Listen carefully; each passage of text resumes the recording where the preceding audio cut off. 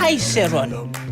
Thank you so much for adding me on the list. But as you know, I've just started in this company and I wasn't really ready for this.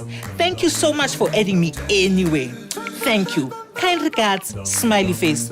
Love you.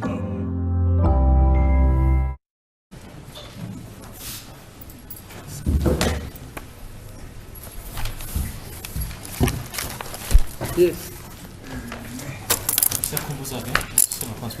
Are you still alive? I'm happy to see you. I'm still alive, my justice. Okay.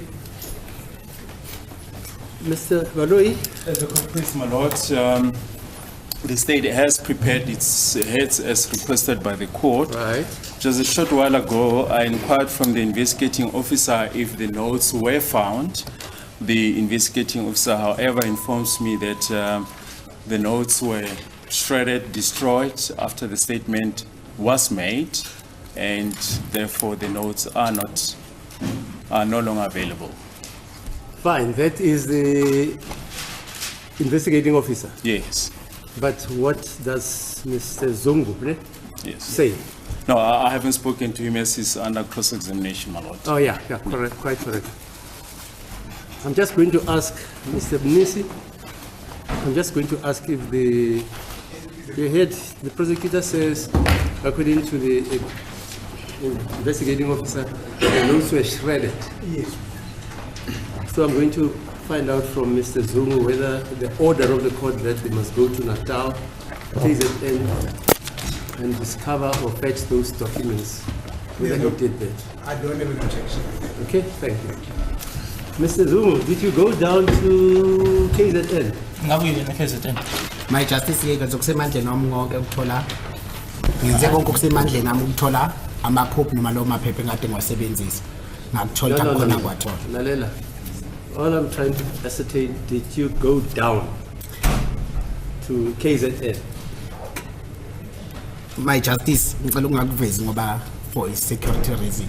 I would like not to divulge it for security reasons, my lord. No, fine, I understand. But you did go down Yes, to I did. KZN? Yes. You did go to the place where you said there's a possibility that, or the probability that you'll find the notes, Yes. right? Did you find them? No, I didn't find them. The only thing I found is the statement, the one that I rectify on that day. Okay, fine. No problem. Njeke ama-notes akawatholanga ekuhambile owakuthola-ke i-statement lesi awasilungisa ngaleliya langa. Okay.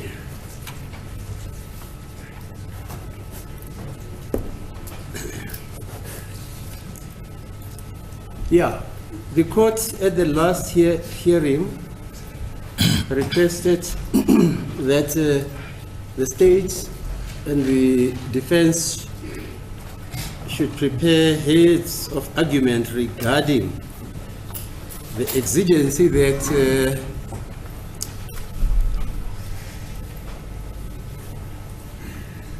which was raised by Mr. Mnisi when he started to cross-examine, that his cross-examination is impeded by the fact that his instructions are that there was a statement, a written statement, or a written affidavit signed by this accused. Am I correct, Mr. Mnisi?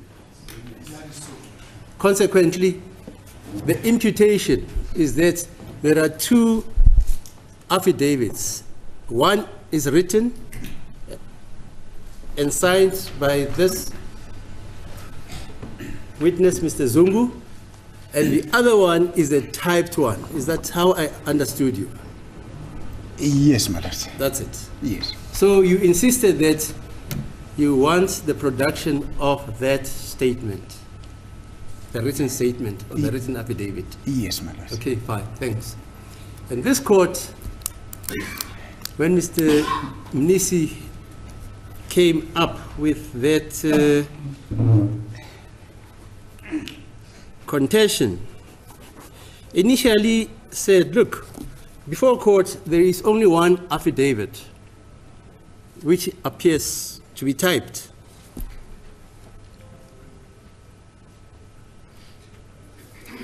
But on reflection,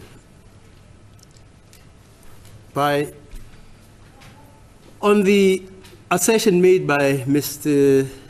Nisi, I thought that in the interest of justice, it would be fair and it would be in accordance with the principles of according the accused a fair trial, that this court should investigate and interrogate the question whether in fact there are two statements under oath, there are two affidavits, one according to the instructions of Mr. Mnisi, which is written and signed by this witness, and the other one which was deposed to before Colonel Ginanda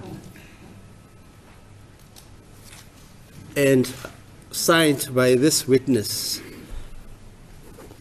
because that exigency impedes or infringes on the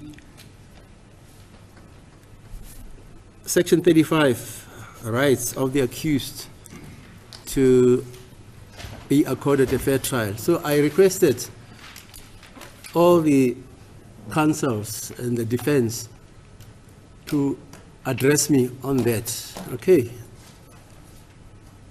Mr. Maloi, is that what actually I said? Indeed, my lord, even though the state's understanding is slightly different. Of course, it has to be. It's neither because here nor there. it's cool. Yes.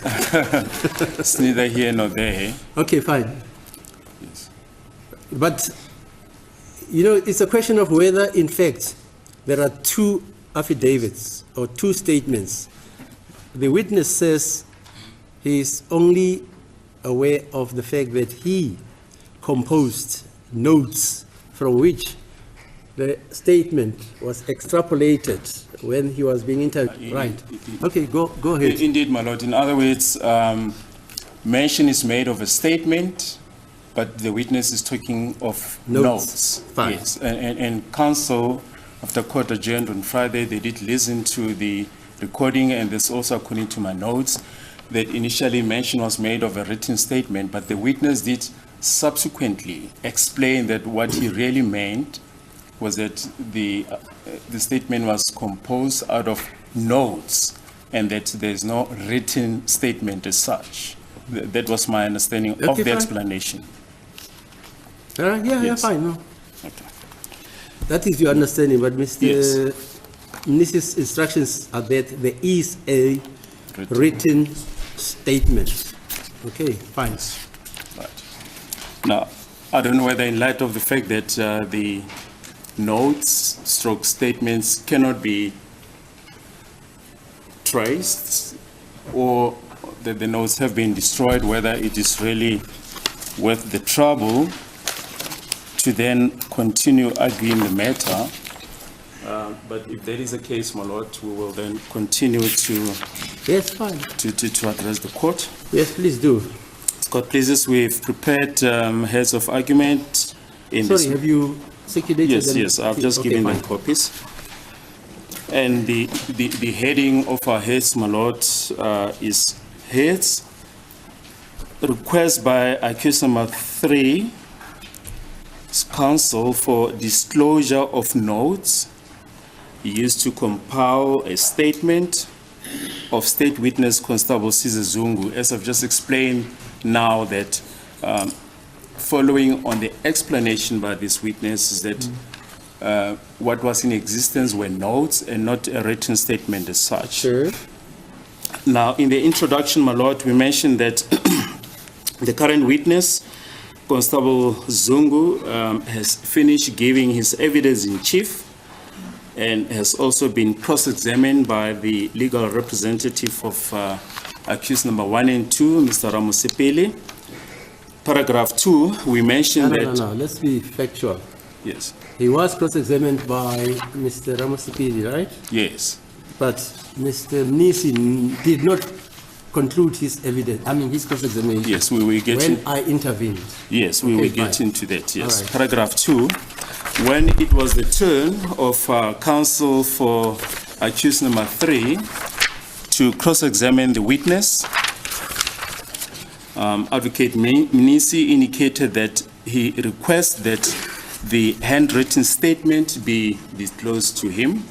As we mentioned, this is subject to the corollary that we have just referred to.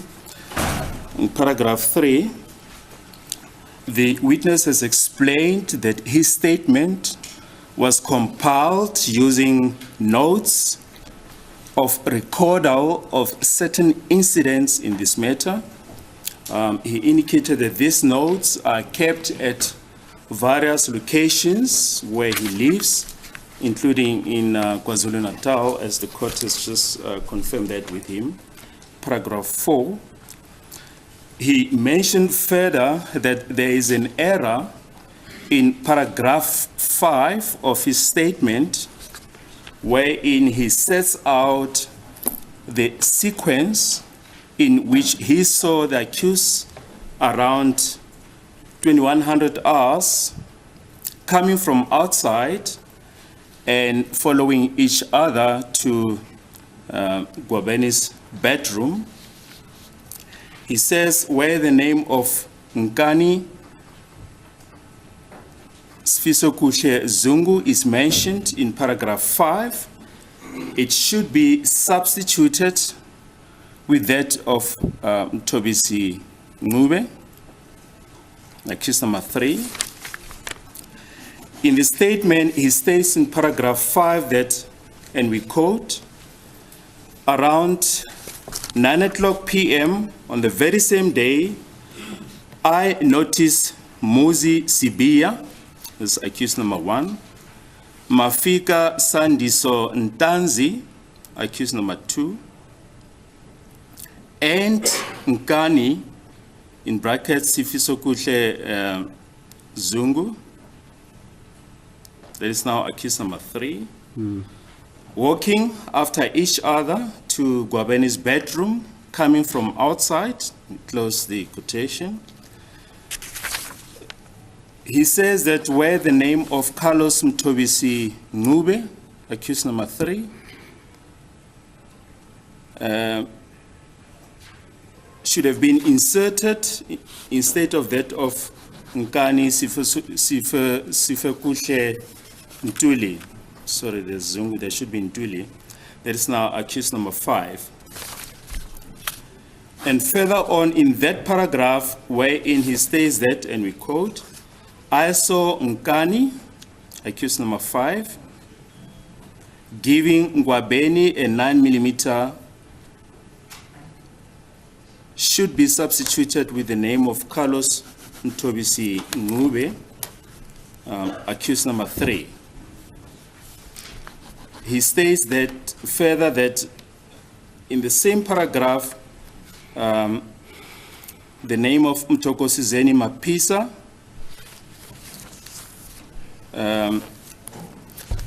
and Carlos Ncube walked into the bedroom and sat on the bed. The name of Carlos Mthobisi Ncube should be substituted with that of Nkani Ntuli.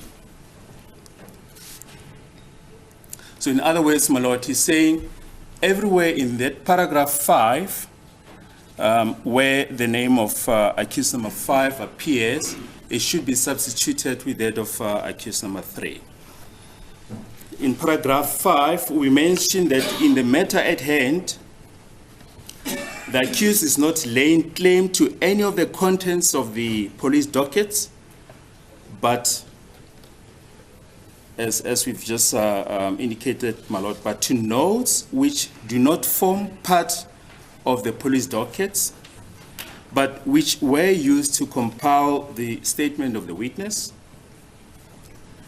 Then, my lord, we deal with authorities. We refer to the case of State versus Rowand, 2009, volume 2, SACR 450, and is the decision of the then Witwatersrand local division, where the court dealt with the right of an accused to full access to the documents in the possession of the prosecutor or the state before the trial. In that case, my lord, the accused contended that it appeared from the documents to which the state had given them access, that there must be further documents in the state hands which might be relevant to the case or to their intended application for stay of prosecution. The novel point of law in that case was whether the accused had the right of access to information and documents in the possession of the state and pertaining to the case, but not included in the case docket. In that case, my lord, the accused was facing charges of fraud as well as statutory counts which involve complex financial, legal, and commercial issues. And the paragraph that we want to put emphasis on is at page 451, it's paragraph D to E, where the court held that where such a document was in the possession of the state, and in here, my lord, the emphasis falls in the possession of the state. It ought to form part of the docket, and we argue, my lord, that Rowan's case is distinguishable from the current case in that the state is not in possession of the notes mentioned by the witness, nor have we seen them, my lord, nor deliberately left them out of the docket, as was the position in Rowan's case. And we also mentioned that Rowan's case is distinguishable from the present case in that, as we've just intimated, my lord, in Rowan's case, the cases relate to fraud and involve complex financial and commercial issues. We also refer to the locus classicus of State versus Shabalala, 1995, volume 2, SSER 761, decision of the Constitutional Court, and the case of State versus Buota, 1994, volume 4, SSER 541, decision of the then Witwatersrand Local Division. And we qualify that, my lord, that in that, or in those cases, they only dealt with witness statements contained within the docket. Then under section D, we deal with what we perceive to be the legal position. In paragraph 9, we refer to section 35(3) of the Constitution, which states that every accused person has got the right to a fair trial, which includes, firstly, or in the context of the current case, the right to be informed of the charge with sufficient detail to answer it. And secondly, in the context of this case, the right to adduce and challenge evidence. In paragraph 11, we mentioned that the Constitutional Court in the case of Shabalala and others versus Attorney General Transvaal and another, 1996, volume 1, all South African law reports at page 64, the Constitutional Court held that the defense is entitled before the trial to all statements in the police docket, except where there is a reasonable risk that disclosure of a statement will lead to divulging of state secrets, method of police investigation, the identity of informers, or could otherwise harm the interests of justice. And further held that the court must weigh up the respective interest, that the defense must set out a prima facie entitlement to access, and the state must advance justified grounds for refusal. And we refer to the relevant paragraph, page 16, paragraph 16. As a starting point, the defense is only entitled to documents contained in Part A of the docket. And, my lord, that they've been furnished with. Witness statements, expert reports, and documentary evidence, except insofar as this may be privileged. The defense is also entitled to copies of documents which are not in the docket, but which are in possession of the prosecutor or the state, and which form part of the state case. As we've mentioned repeatedly, my lord, that the state is not in possession of the statement stroke notes. And in paragraph C, in the present application, must be whether the right to a fair trial in terms of section 35(3) of the Constitution includes the right to have access to notes that were used in the compilation of a statement. And similarly, and borrowing from the language used in Shabalala's case, it was said that this is not a question that can be answered in the abstract, but with regard to particular circumstances of the case and in the broad context of a legal culture of accountability and transparency manifested by both the preamble to the Constitution and the Bill of Rights. This was per Justice Mohammed, the late Justice Mohammed, and refer to the relevant pages, page 26, paragraph 3, entitled to have access at least to the statements of prosecution witnesses, but the prosecution may, in a particular case, be able to justify the denial of such access on the grounds that it is not justified for the purpose of a fair trial. We mentioned that what a fair trial may require in particular case depends on the circumstances of each case, as it was mentioned on page 26 of Shabalala. And in paragraph 14, the question in casu is whether the disclosure of this witness statement, I think the statement is missing there, is sufficient to enable the defense to prepare its own case sufficiently or to properly exercise its right to adduce and challenge evidence or to identify witness who might be able to contradict the assertion made by the state witness, or to obtain evidence which might sufficiently impact upon the credibility and motives of the state witness during cross-examination, or to focus properly on significant matters omitted by the state witness in their depositions, or to properly deal with the significant matters deposed to by such witness in one statement and not in another, or deposed to in a statement and not repeated in the evidence, or to hesitation, contradictions, and uncertainties manifest in a police statement, but overtaken by the confidence and dogmatism in viva voce evidence. This is a passage that we quote from Shabalala, page 27, paragraph 37.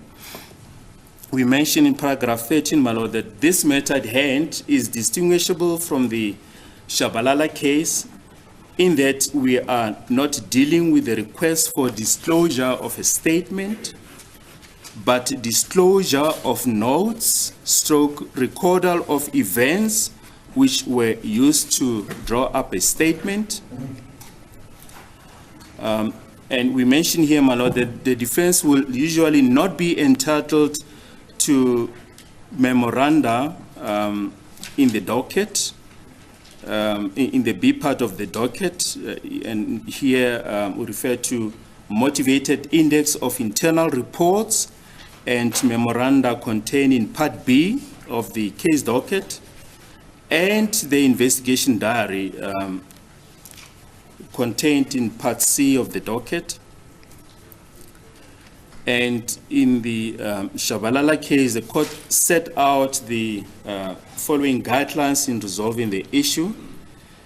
Firstly, the court held that it is difficult to conceive of any circumstance in which the prosecution can justify withholding from the accused access to any statement or document in the police docket. And here, my lord, the emphasis falls in the police docket, which favors the accused or is exculpatory. And secondly, inherently, there might be some element of uncertainty as to whether the disclosure of the relevant documents might or might not lead to the identification of informers or to the intimidation of witnesses or impediment of the proper administration of justice. And in light of the fact that the state hasn't seen the notes/statements, we are not in a position to advise the court as to whether there's any prospect of intimidation of witnesses or impediment of the proper administration of justice.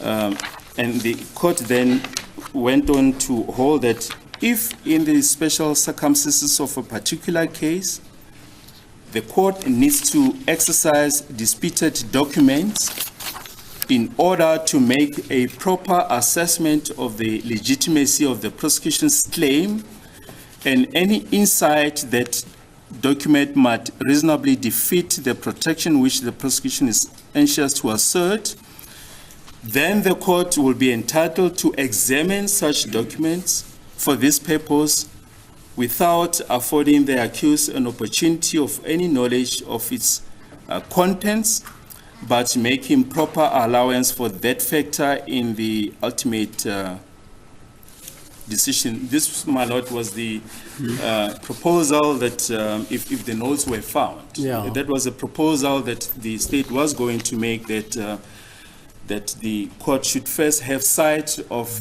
the notes and then inform the parties as to whether there's any possibility of intimidation or impediment of the proper administration of justice. However, in light of the fact that the statement/notes are not available, the matter has since now become moot. What is important, my lord, in this regard is that the court is vested with a wide discretion as to what should be done in the circumstances. And we deal briefly, my lord, with a related topic which, strictly speaking, it's not relevant in the matter, and there's the issue of the police diaries.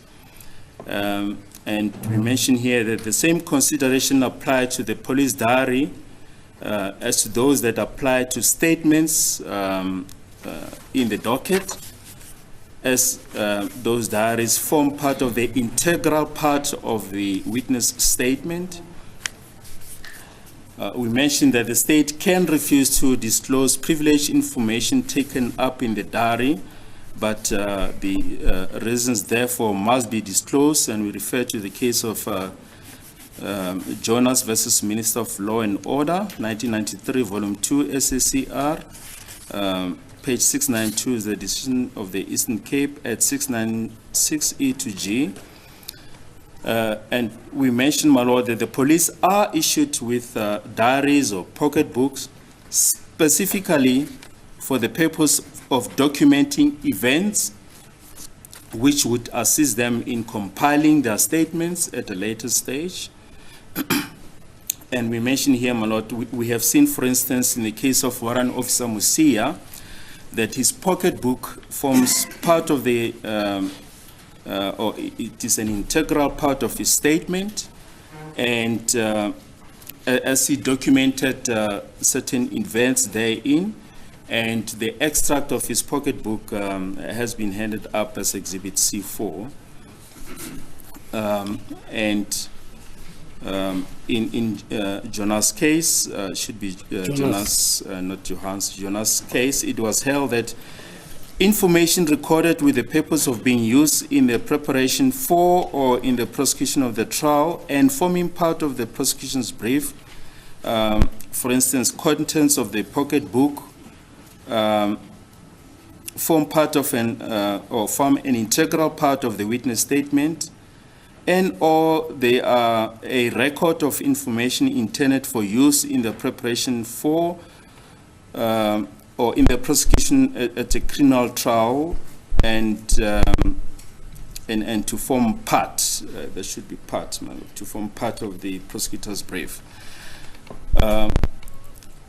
We submit in conclusion, my lord, that that the notes made by the witness stand on a different footing from a policeman's diary or pocket book, and should not be subject to disclosure, but subject to the corollary, my lord, that that the court should first have a judicial pick of the notes, and then inform the parties as to whether there's any possibility of intimidation or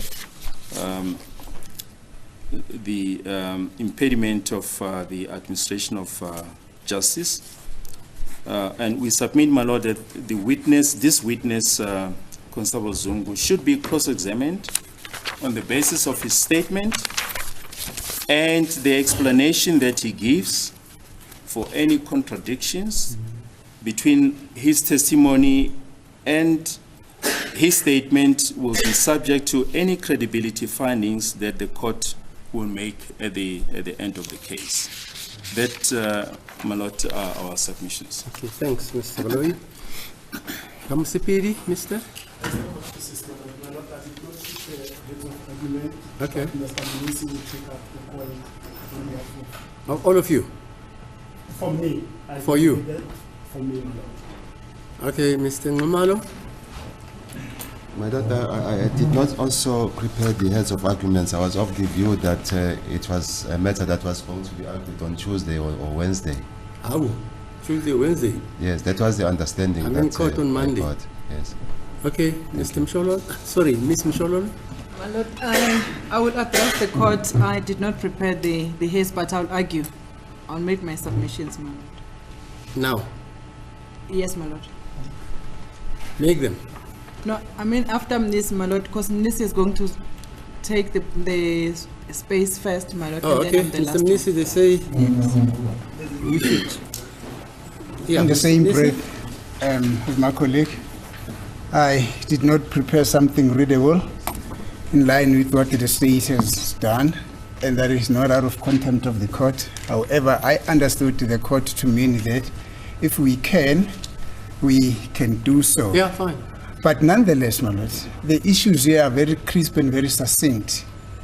The court will remember, just before I could commence with my cross-examination, I brought it to the attention of the court, my lord, that I had a conversation with the state wherein I actually requested the original copy of the statement, because the copy that we were issued with is a typed version.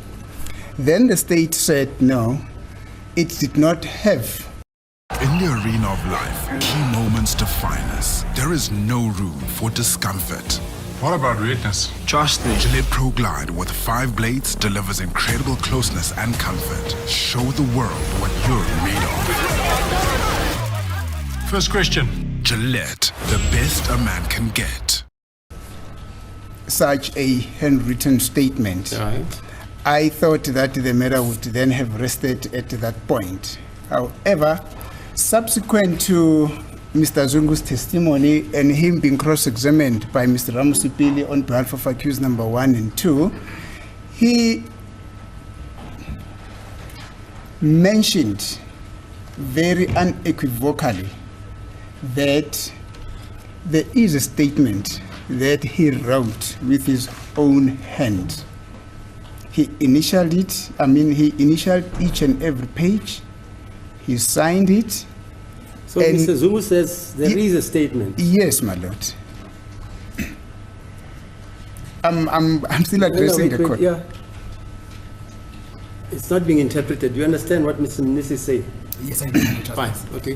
Thank you, my lord. You said there is a statement that he himself wrote in his own hand. He initialed each and every page thereof. He signed it, and it was commissioned. And I then said, it would really be very grateful if we were to be furnished with that original statement, my lord, that is handwritten. That is when then the whole issue started to be thrown into disarray. That's when the explanation regarding the existence of a note from which that statement that is typed was compiled from, that is how then the issue developed. Okay. Then accused number 3, gentleman that I'm representing, my lord, called me or drew my attention to the fact that, called me in order to draw my attention to the fact that no, in fact, the issue of a statement, as it was testified about by Mr. Zungu, that he says he initialed each and every page thereof, that he said he signed it, that he said it was commissioned, is actually on record. It is actually on record. Actually on record. Yes. Then what happened, my lord, after the court had made an order that there should be some kind of an escapade to go to KwaZulu-Natal to go and look for those notes, which apparently today the explanation is given that they've been shredded, they cannot be found, then ensued. But we had an opportunity, myself and my colleagues, to go and have a listen to hear what the record, insofar as Mr. Zungu's testimony on this aspect of the inquiry is concerned, my lord. I may say, my lord, without any fear of self-contradiction, that what we have been maintaining all along is confirmed by what is stated in the record. And in fact, I would have requested this court, my lord, that just to put the matter at rest, the court should I'm going to request, but it's not an instruction, I'm going to request the court to consider actually listening himself exactly what Mr. Zungu said about the statement, my lord. We're not requesting notes. The issue of notes was never ever part of our request. We based our request on the basis of Mr. Zungu's very own testimony about the existence of the statement, my lord. Okay. And that is the position that we're still maintaining, my lord. Okay, fine. I say fine, I hear you. Thank you, my lord. So the submission that has been made by my colleague here with regard to the Jonas case, the Shabalala's case, and all those cases which were stated there, my lord, are distinguishable from what is happening in this particular inquiry, because Okay. it is not like we're requesting something that the state does not have. The state does have this information, however, No. for the sake of... Put it clearly. Yes, my lord. The state does have Mr. Zungu's signed statement.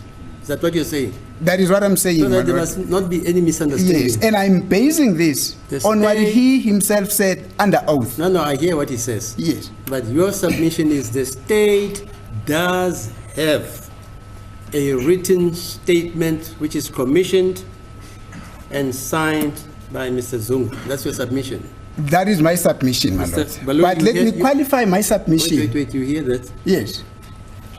No, fine. Then you can Let qualify me it. qualify my submission, my lord. I am not thumb-sucking this information. Ah. I am not speculating.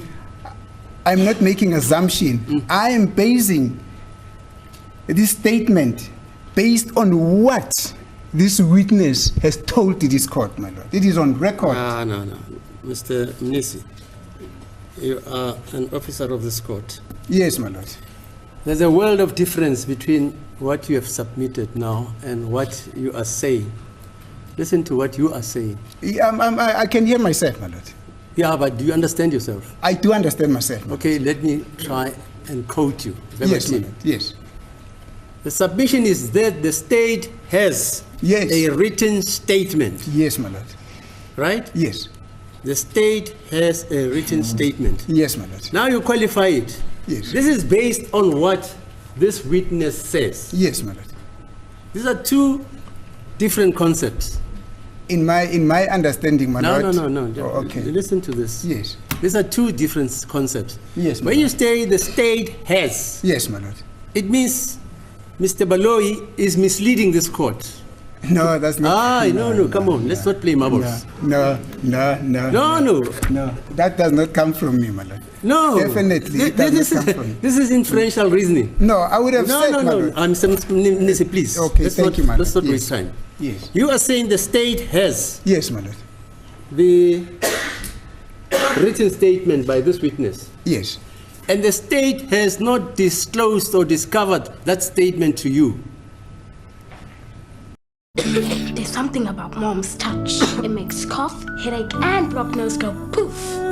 It's not my touch. It's Vicks Vapor Rub. Its camphor relieves cough, menthol eases nasal congestion, eucalyptus oil soothes headache. Vicks Vapor Rub vaporizing ointment.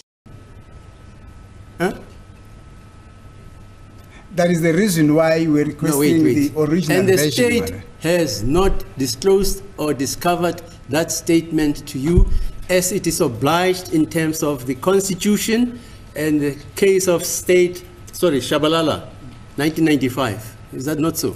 My lord, I am not saying that the state did not disclose. I am saying No, look, we were the state- requesting the No, original Mr. version. Mr. Nisi. Yes, my lord. The state is obliged. It has no choice. Yes. It's obliged. Yes. Now, if the state has not disclosed that statement, written statement to you, Yes. as required by the law, Yes, my lord. then it means this prosecutor, Mr. Baloyi, has not complied with the letter of the law as enunciated in the case of Shabalala. It must be so. Otherwise, Masulan Sibe is Hangoma, Selasa Matam. Should I respond, my lord? Yes, respond. Thank you, my lord. My lord, it would never have been my intention to say that the state did not disclose that information. The nip and the heart of my request, my lord, was the disclosure of the original statement from which the typed version that we were handed with was prepared from. Yes, I hear you. Yes, my lord. And that is basically what this witness is saying. This witness is saying that original statement is there. He says, I penned this statement in my own handwriting, initialed each and every page. It was signed and it was commissioned. Now, if the court says that I am, in a broader analysis of the understanding of the court, I am suggesting that the state willfully did not disclose that statement. That is not our point of departure, my lord. When I say we, I mean myself and accused number 3, because we only requested the original version. The minute we tend to... Where is the original version? Where is the original version? The state According must to know you. and the witness, my lord. They are both on the side of the state. No. Yes. The state and the witness must know Okay, fine. where I've that heard you. I've original heard you. version Okay, any is. other But thing, as far sir? as Any other thing? it is still, my lord, Yeah? my instruction that before we commence with the cross-examination, unless the court were to rule otherwise, we should be favored with that original version. And this is also based on the fact that already, my lord, on the typed version that the state is requesting that the defense should cross-examine this witness on, there's a conflict of interest. There are discrepancies. What conflict of interest? There are discrepancies in that statement. No. That therefore tempt us. my lord. Please, don't conflate issues. No, I'm not conflating You issues. are, you my are. lord. We're talking about Yes, a typed, a written statement. yes. Is that not so? And this court hasn't seen it, and you are saying already in that statement there are conflicts. Are you understanding yourself? I do, my lord, because the statement that I'm referring to that I say, there is already some contradiction in the statement that has been already read on record. No, I partly addressed on that statement on Friday. Mr. Mnisi, please. Yes. What has been read on record is a typed statement. That's what I'm saying, my So lord. what are you saying? No, I am saying what further buttresses our quest to receive the original version of the statement, of the handwritten statement, because, my lord, it is because of the inconsistencies that we have already... When this court hasn't had sight of the written statement. Or I thought, my lord, that What? I thought it had already been read into record. Listen to me. Yes, my lord. How can you talk about inconsistencies? No, that's not what I'm saying, my lord. I am saying already in the statement that has been read on record, the typed version, I believe that if we're to be furnished the original, the handwritten version of the statement, that would be my submission, my lord. Listen. Yes. This court is not going to interrogate this witness about that this witness should give this court a typed statement, a written statement. Yes, my lord. Because your submission is that the state is in possession of this witness's written statement. That's your submission. Finally, my lord, and with due respect, I would humbly request, as per my instructions, that to lay this matter at rest, that a court should also consider, I'm requesting the court to also consider listening at what this witness said about that statement. No. Fine. Thank you, my lord. I hear you. Thank you. Ms. Misholo? As the court pleases, my lord. My lord, to begin with my address regarding the issue at hand, my lord, I will ask that we play the record. We have asked the registrar to zoom in where exactly. Listen to me. I believe what you heard.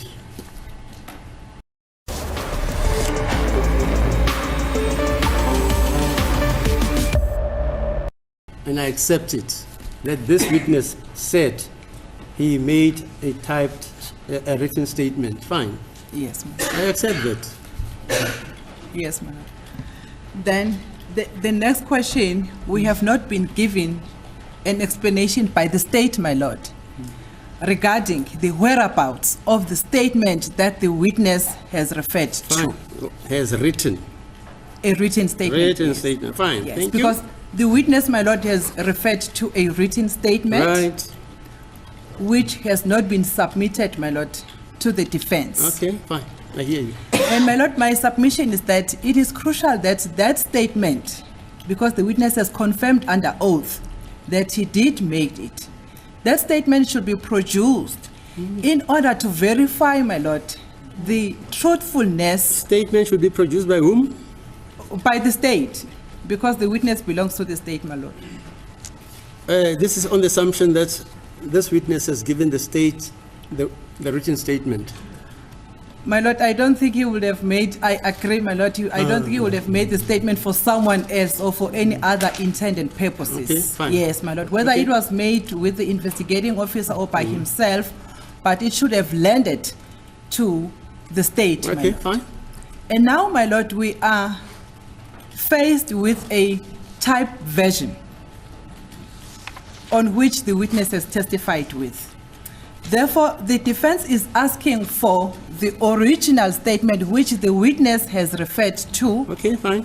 And has not been submitted to the defense in order to verify truthfulness, the discrepancies, omissions, and everything, my lord. Okay, fine. Even the type statement, my lord, will recall that it was also produced during the trial. It was not produced. That's not true, man. The type statement was disclosed. Hello? Mr. Baloi, wasn't it disclosed with the docket? No. Well, the statement was only taken down I think on the 31st of May. Yes. Of July, you said? Yeah, I think it's because May. This witness was, for some reason, 31st of May, yes. 31st Hello? It was taken down on the 31st of May. That's it. Yes. Unless you say Mr. Baloi is not telling this court the truth. This statement, according to Mr. Baloyi, was taken on the 31st of May, the typed one. Is that not so? I think, my lord, Mr. Baloyi has answered to say this statement was not disclosed to the defense before the trial started. Fine. It was disclosed last week. Fine. Yes, my lord. Which is causing prejudice on the side of the state, because what we are asking now, my lord, we're supposed to have requested it, or we're supposed to have discussed it with the state before the trial started. The original statement of the typed version, my lord. Yeah, but Mr. Baloyi says there are special circumstances here. This witness was threatened with death, and he was supposed to have made the statement then, and because he was threatened with death, and I emphasize it, he was taken under the Witness Protection Program. And Mr. Baloyi says the reason why, for instance, his name does not appear in the list of witnesses on the charge sheet, it was because they did not want to disclose that he was going to give evidence because he's threatened with death.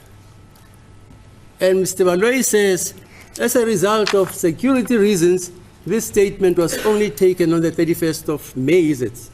Mr. Baloyi? Yes, it was taken down on 31st of May. That's the background, please. My lord, my issue is not there regarding the fears and the protection and the safety of the witness, my lord. We understand everything. But my point is, my lord, at the time when this statement was disclosed to the defense, it ought to have been accompanied by the original statement, which the witness has referred to, but that was not done. But it appeared during trial, my lord, that the witness is still referring to that statement which he says he made. Okay, fine. Then my according to the defense, there are two statements. There are two statements. Fine. Yes. That's yes. basically what you're saying. Yes, yes. Right, fine. And we all understand, my lord, we all have been prosecutors. We know that if there is a handwriting statement and there is a typed one, you attach both statements, my lord. We know that that's common cause. And in this case, it did not happen, my lord. And all we are asking right now, if the state is not in possession of that statement, they ought just have to tell us that, no, we don't have that statement, which the witness referred to. And then we can be able to... But Mr. Baloyi has said that. Mr. Baloyi, haven't you said that the state is not in possession of a written statement by this witness? Indeed, my lord, that's what we said, and that's what he says. He said it even on Friday.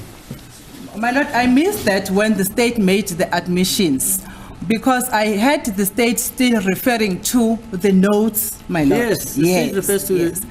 I am not referring... It's not the state that refers to the notes as I'm sitting here. It's this witness which refers to the notes. Mr. Baloyi, is the state referring to the notes? Well, we're referring to what this witness, the explanation of the witness. What does he say? We're referring to the fact that the witness says all that he had were notes that he kept, and from which the statement that was read into the record was compiled. And the state does the state have those notes? No, as I mentioned this morning, that the information that we received this morning is that those notes... No, but that's why this court ordered that those notes or statements, this witness must go to KZN to fetch them. Because I understood to say the state doesn't have the statement, written statement, and the state doesn't have the notes. Indeed. That's why this court, in interrogating whether in fact there are two statements, requested this witness to travel to Natal despite the fact that he's under threat of being murdered. Yes. And bring the notes to this court. That's why I made that order. Yes. I wouldn't have made that order. Okay, fine. Yes, Mr. Msholo. And thank you, my lord, for taking that point further, because we need clarity on whether, what is it that is not available, because weight, my lord, is not the same. The witness has referred to the statement under oath. And if the statement is not available, it must be stated clearly on the record that the statement was made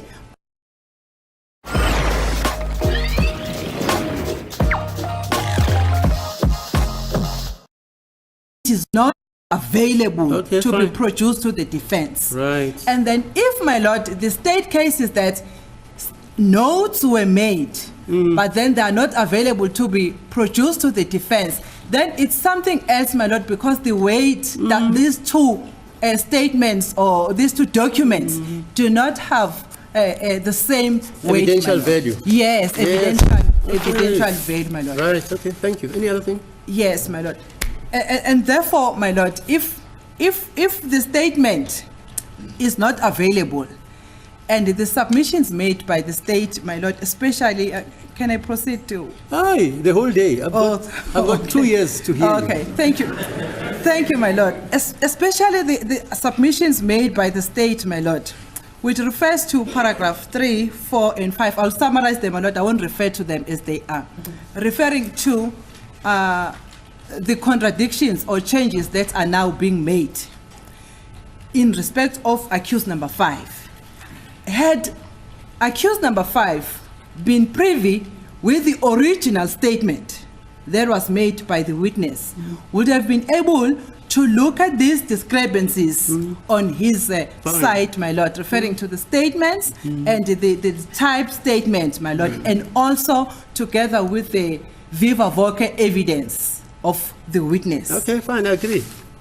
Logically, that should be so. Yes. Okay. As a result, my lord, the defense for the accused number 5 is prejudiced by the non-disclosure of the original statement, which the witness is making correction of as being referred to in paragraph 4, 5, and 6, And my this, lord. and this non-disclosure is by the state. It's by the state, my lord.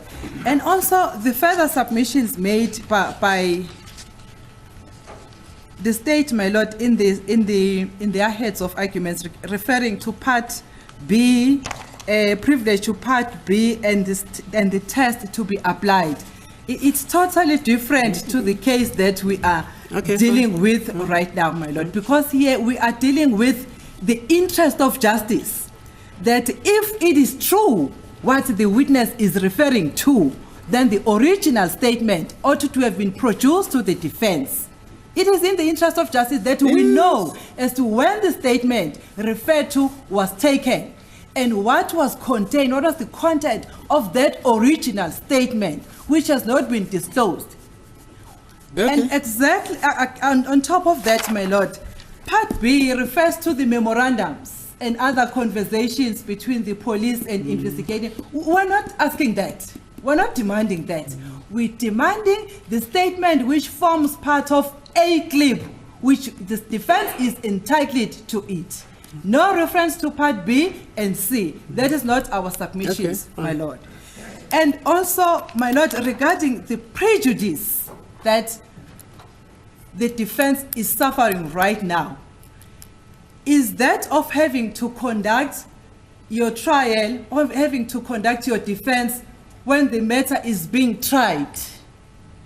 This statement, my lord, contains... How do you know? Sorry, my lord? How do you know?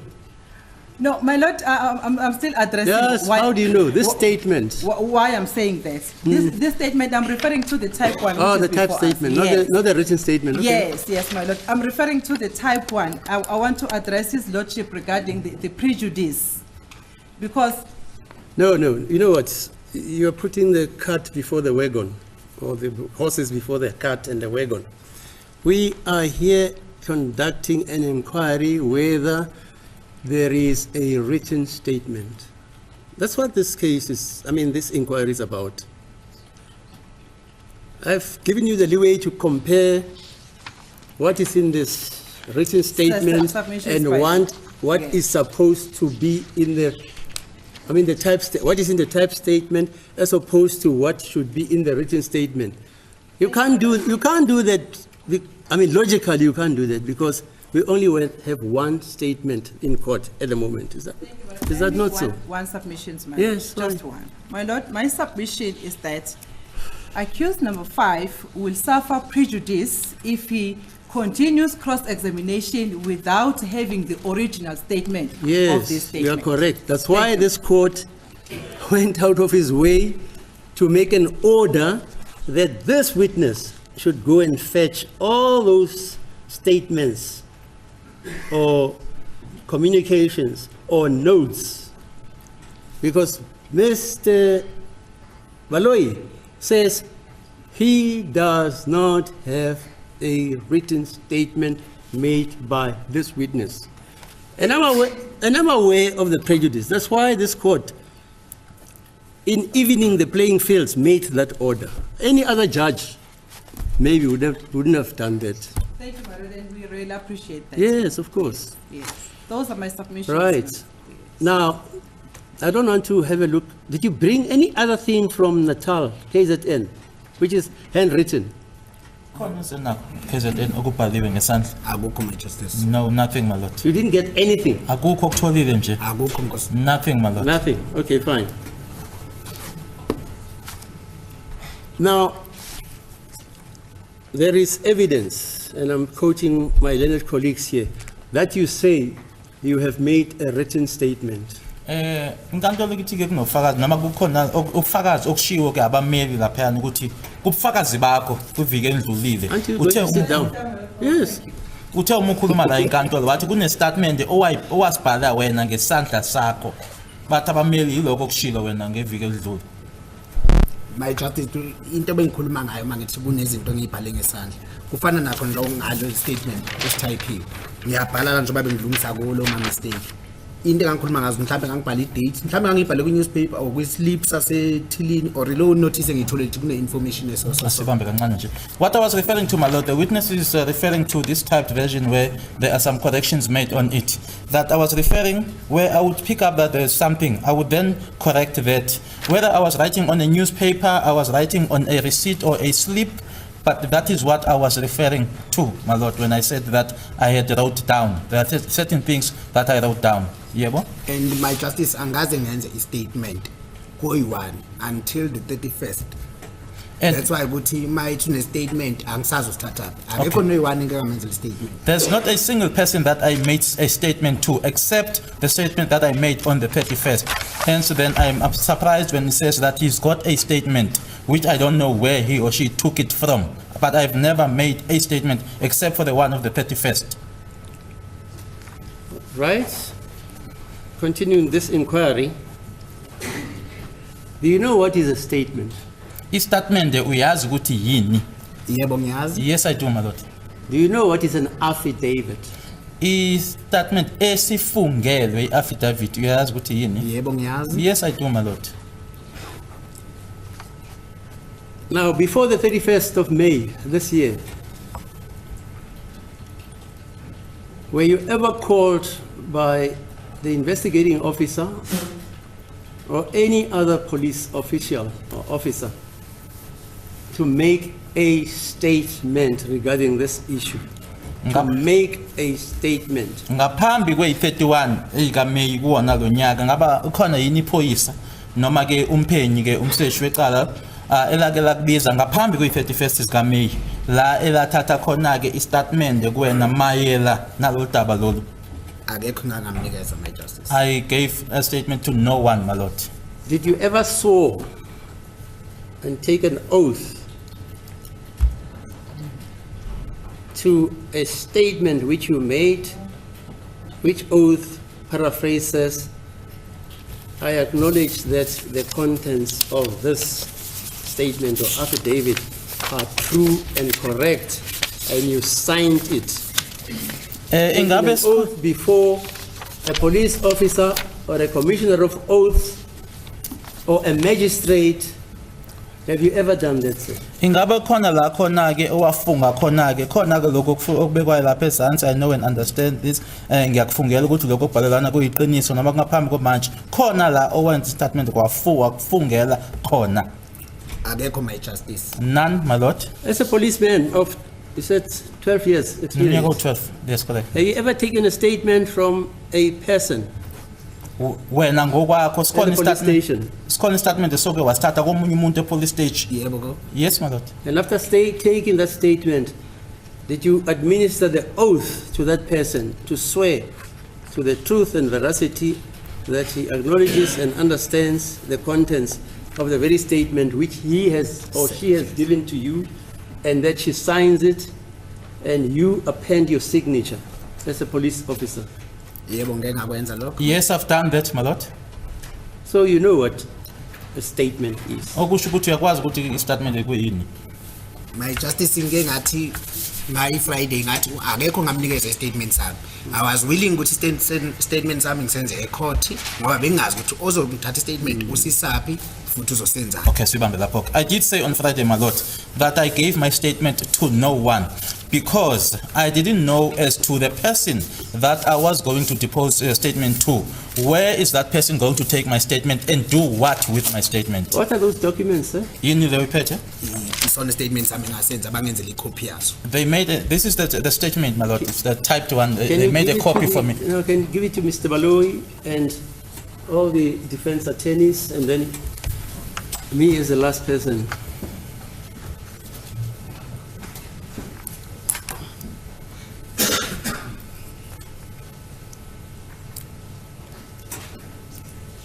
You've made notes on that statement. Unama notes owenzile lapha yena. Ngenzile ya la bengangicorrecta. Yeah, fine. Where I was but I'm correcting, saying- my lord.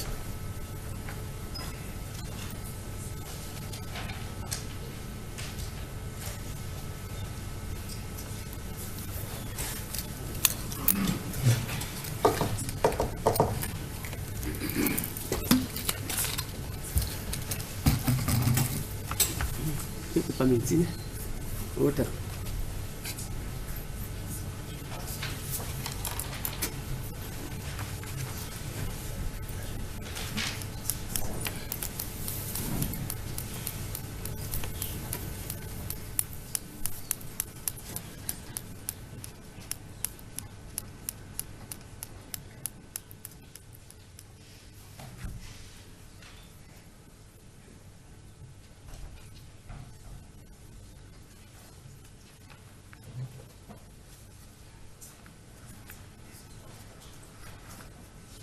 And action. I said I'm feeling good, yeah. You can have the same thing too. Gripping shows. How good? Epic entertainment. How good? Well then, let's make it worthwhile. Stream all this and more for only 79 Rand a month wire on Prime Video. Start your 7-day free trial now.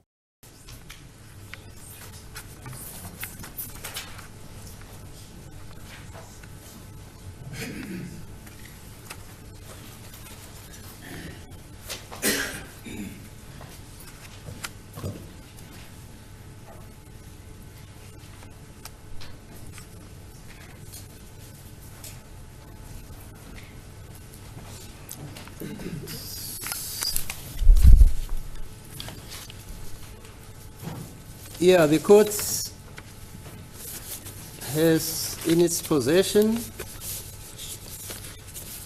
the type statement by Mr. Zungu,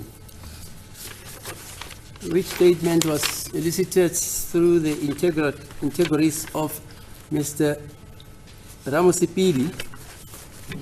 And I can see that there are markings, corrections, annotations in this document. Okay.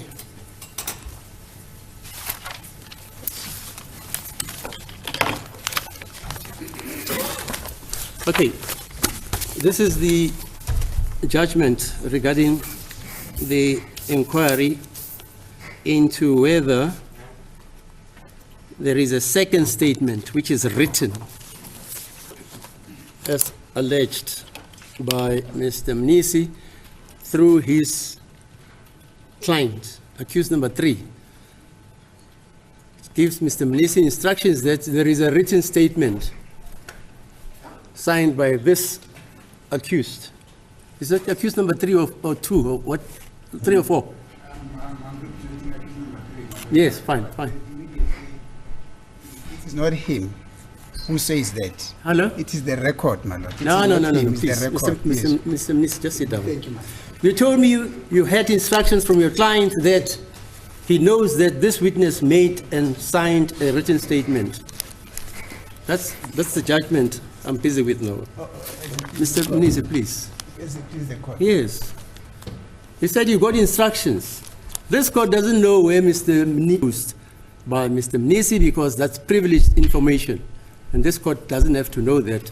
But I take the word of an officer of this court, Mr. Mnisi, that he has instructions that his client is aware that there exists a written statement signed by this Mr. Zungu. Okay. The assessment of the evidential value of the notes, for instance, which Mr. Zungu says he made regarding the alleged notes which he says he wrote and from which he says the statement which was typed was extrapolated therefrom. It is the function of this court to ascertain the veracity of that assertion. This court is obliged if the defense raises the possibility of the existence of an affidavit, meaning the statement which is signed by this accused and which is allegedly handwritten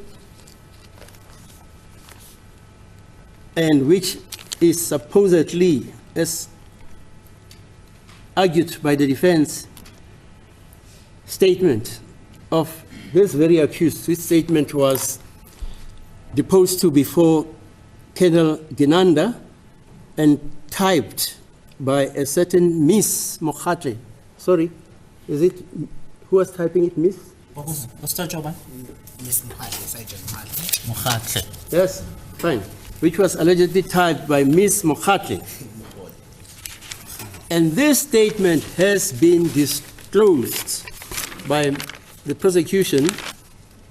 And according to the defense, there's another statement which exists, which is handwritten, which has not been disclosed and which has not been furnished to the defense.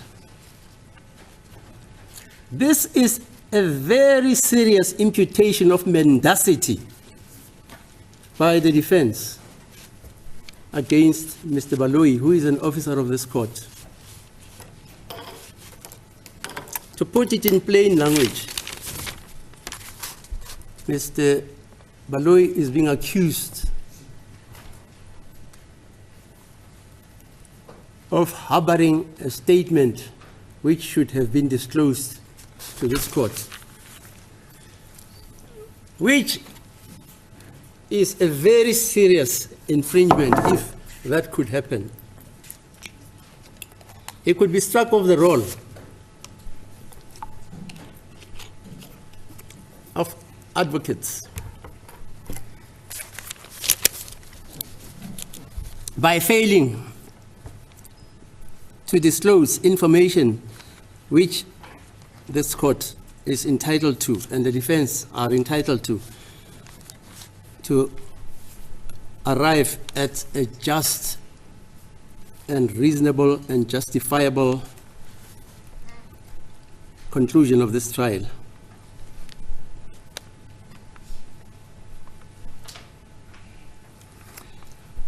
And this imputation of mendacity to Mr. Baloyi by the defense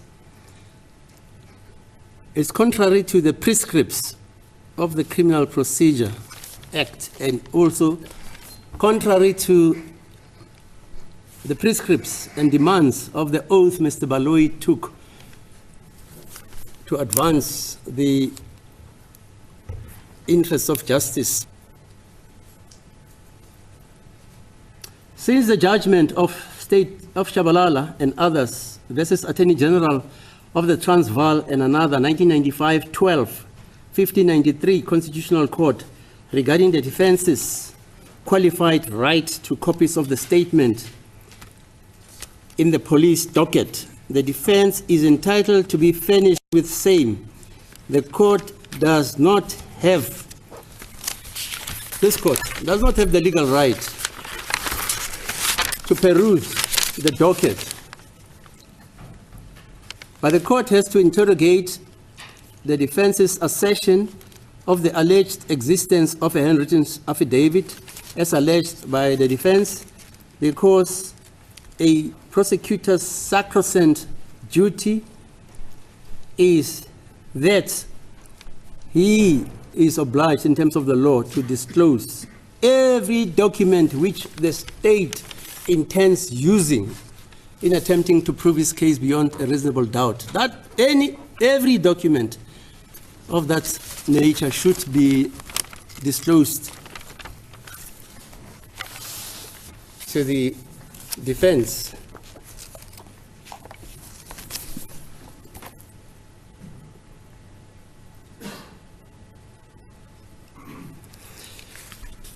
And just to go back to history, in R versus Steyn, 1954, 1 SA 324 AD, this observation by Judge Nicholas,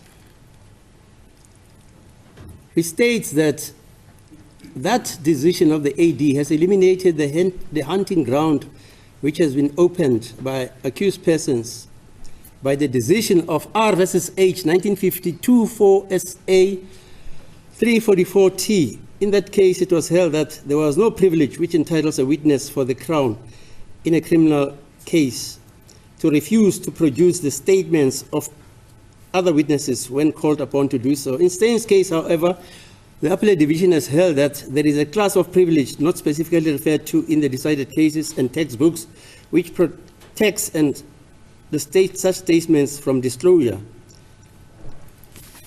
After Chabalala, that legal precept was eventually enunciated to be unconstitutional.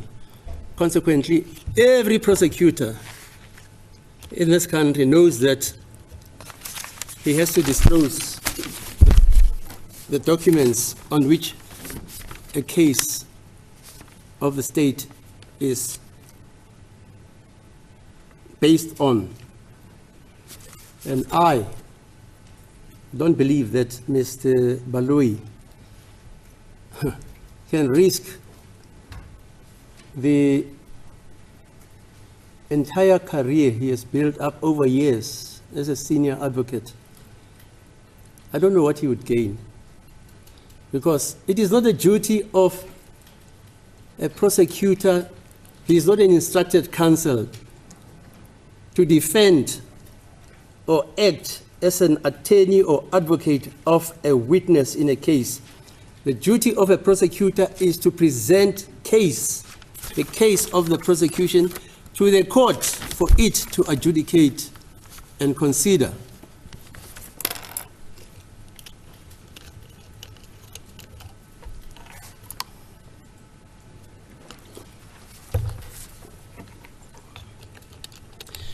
It is a truism which is trite in our law that a prosecutor does not have the sacrosanct duty of pursuing a conviction at all costs. No, that's not his duty. The prosecutor's duty is to present evidence to court. It is not his duty to seek a conviction. If any prosecutor in South Africa seeks a conviction, then he doesn't know his duties as a prosecutor. The prosecutor presents evidence before this court. And even if there is evidence which contradicts the veracity and authenticity of the state case, the prosecutor is obliged to bring that evidence to the court. Consequently, for instance, a witness makes a statement and deviates from the statement. It is the duty of the prosecutor to bring it to the attention of the court that this witness has deviated from the statement which he has made. And I don't mention the deviation which is induced by intimidation, as we know happened in this court.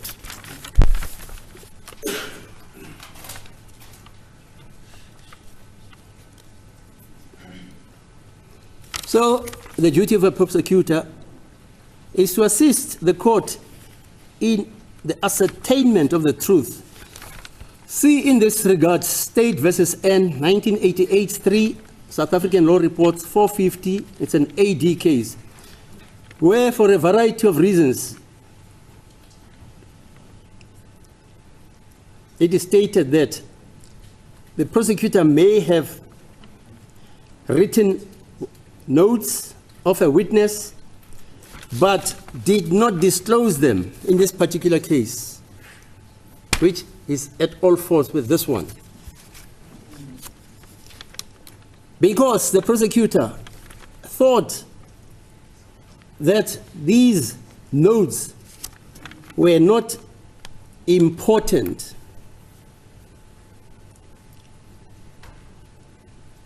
and because of this error of judgment,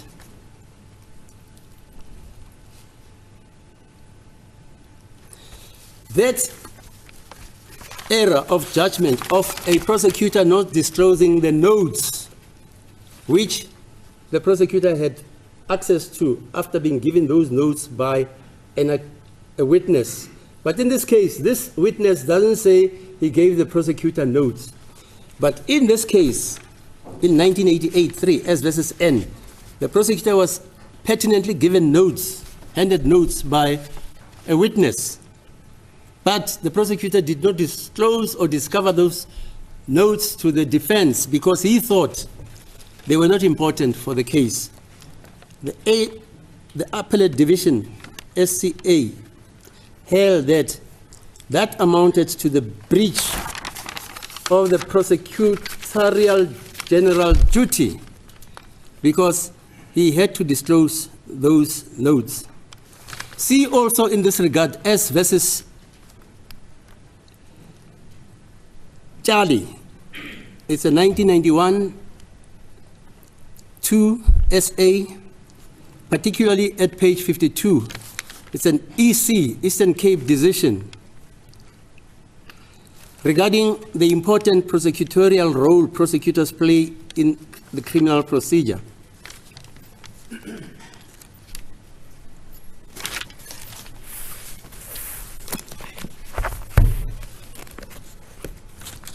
Sorry, I wrote this thing last night.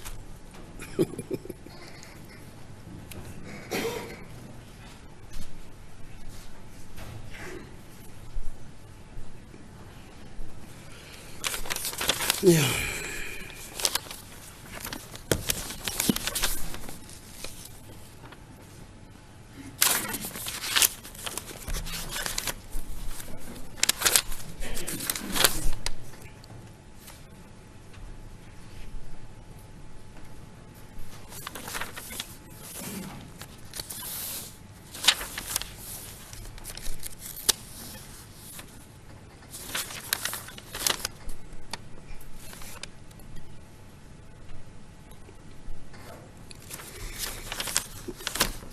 In the textbook by Himstra, Criminal Procedure, this is the 5th edition, printed in May 2018. This docket available to the defense. After the initial uncertainty regarding the status of the police docket, the Constitutional Court in Shabalala amounts to this: the defense is entitled before the trial,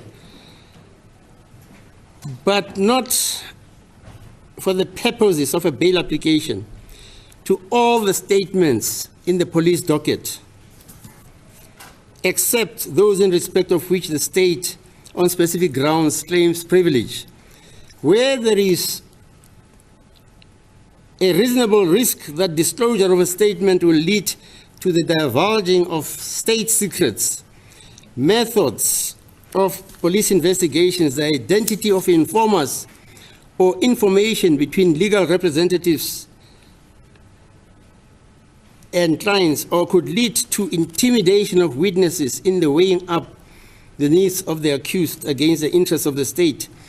And absolute privilege cannot exist in terms of the Constitution.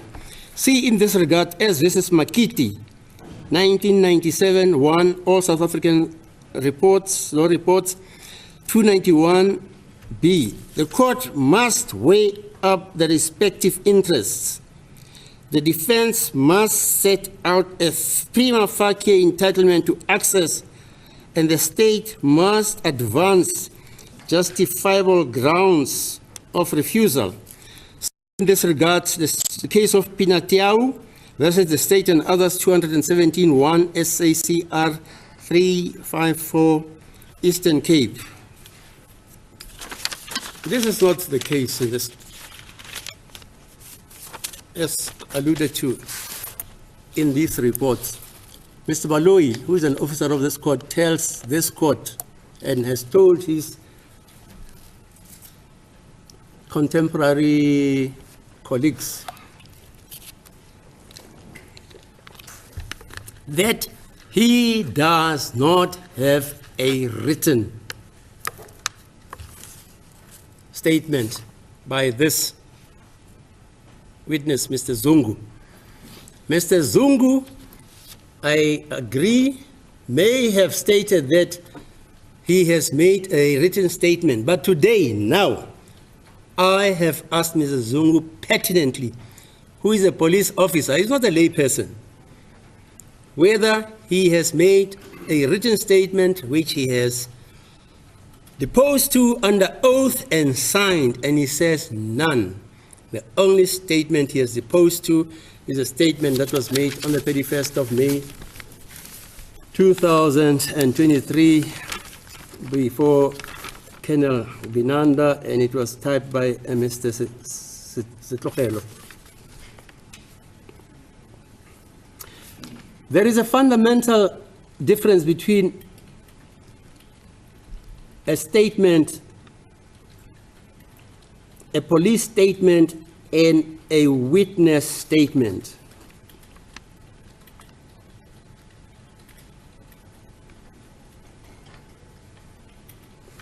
The imputation by the defense is that the state, as the Dominus Litus, has refused to hand in and disclose the written statements. Mr. Baloyi, on behalf of the state, says that is not so. See in this regard the case of State versus Sehule, 2015-2 SACR 196. It's an SCA case.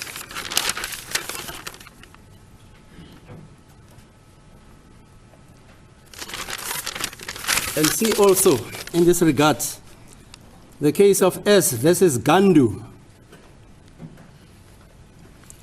1981, 1 SA 997 TK at 998, paragraph E to G.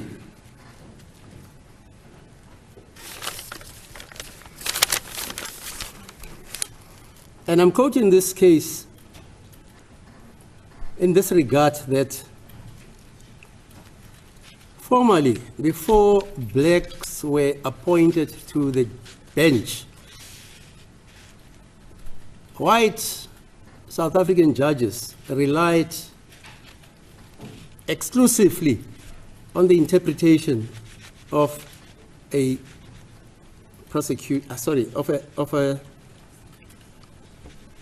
an interpreter, and I'm not attacking you in any manner.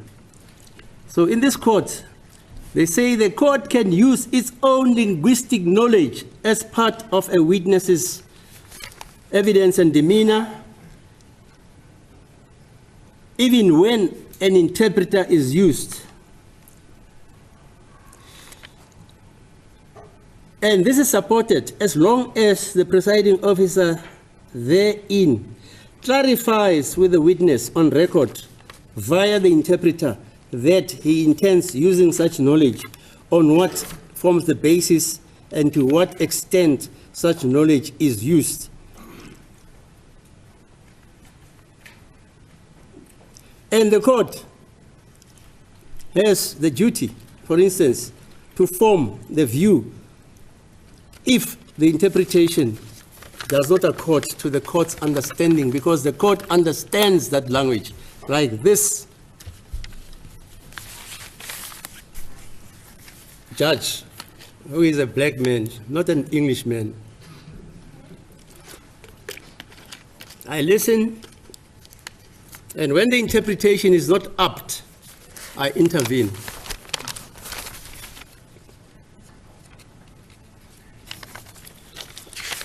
And C lawyers say this judge is interfering. But there's legal precedence in our courts that a judge who understands the language of the witness, if there's an interpretation lacuna, he can fill it up. Because the court understands the words recorded in the original language. But the accused must be informed that the court understands the words and confirms through the interpreter, and must also be recorded in the English of recorder, because we don't write judgments in Tsonga or Sotho or Zulu. We write them in English. See in this regard as versus in that. The proceedings or statements made by the accused in this court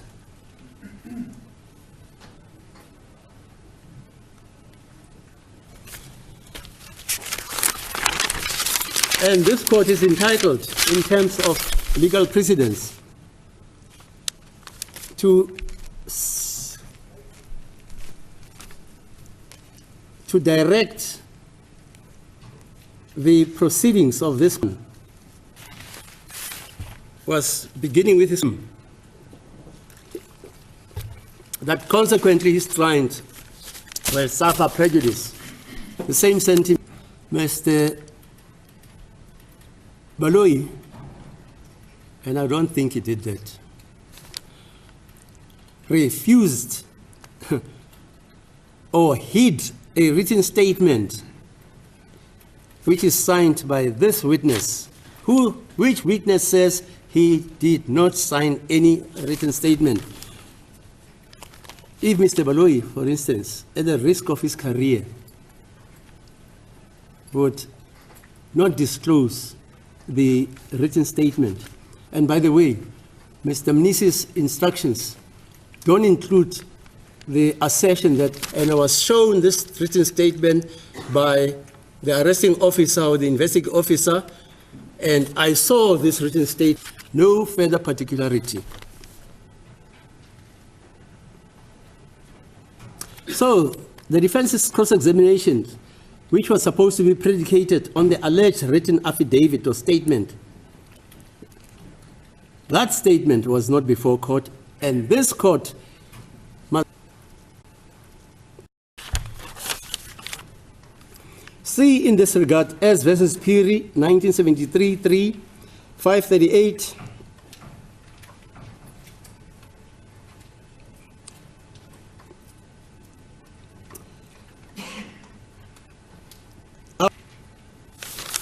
which regards the allegation about the same thing here. Mr. Mnisi, together with his client, accused number 3, they cannot prove the existence of this document.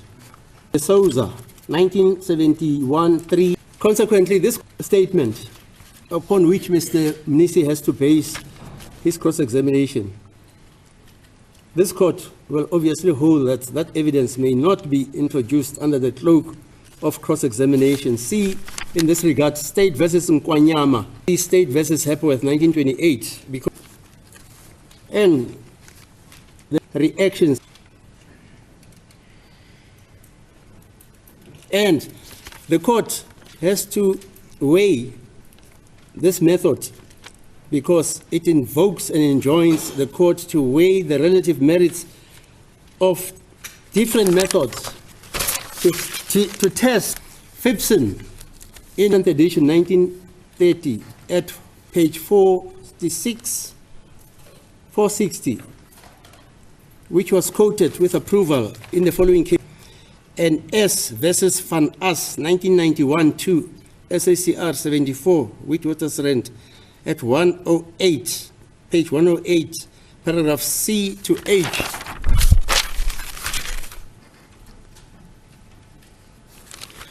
These do not constitute principles cast in stone.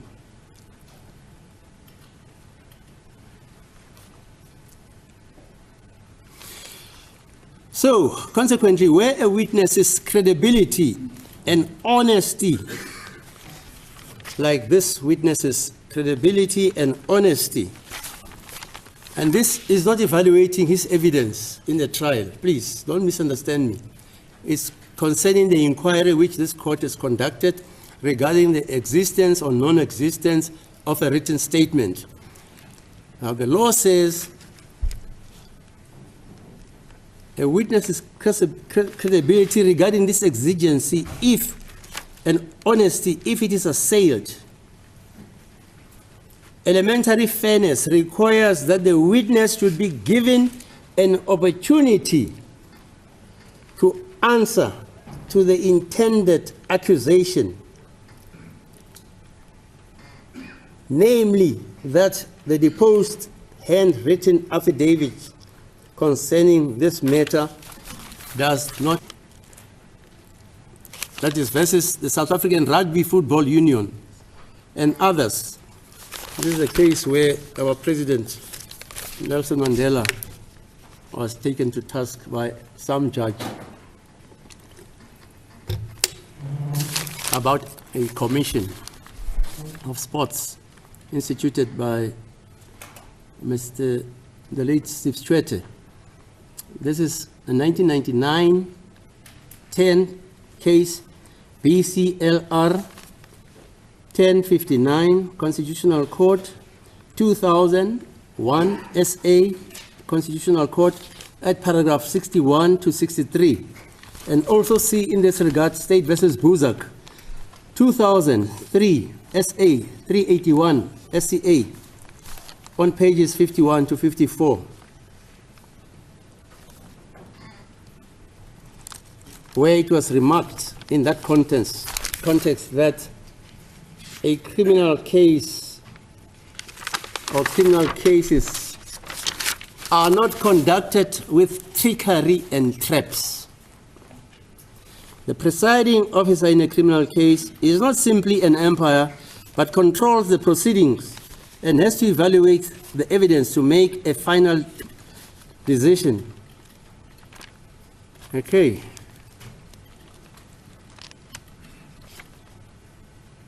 And this, of course, is to avoid the trifling away of precious court time. And last but not least, is to see that justice is done.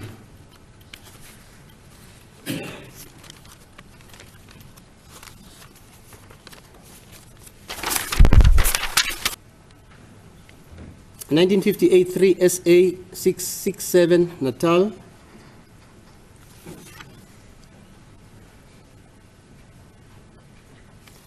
The court is admonished not to allow unnecessary diversions where there is no concrete evidence of the existence of an alluded to document. And consequently, the court may, in interrogating such a discourse or diversion at any stage, intervene for the elucidation regarding that exigency. See, for instance, S versus Raul, 1982 1 SA 828. It's an appeal court decision. And for instance, this court believes that it has complied with the guidelines as set out by the AD that the presiding officer should be aware of and should not transgress. 1, the court must not conduct its questioning in an impartial way, so that its impartiality can be doubted. The court must not take part in the case to such an extent, meaning it mustn't intervene to such an extent that the court obscures the point in issue. See in this regard also State versus De Villiers, 1984 1 SA 519 at 543 to 548. And also see in this regard S versus Musianyani, 1998 1 SACR 583 at 599 J, sorry, at 596 J to 597 J. And also see in this regard R versus Rosing, 1956 4 SA 509 A. And also see in this regard S versus Seguatla, 1967 4 SA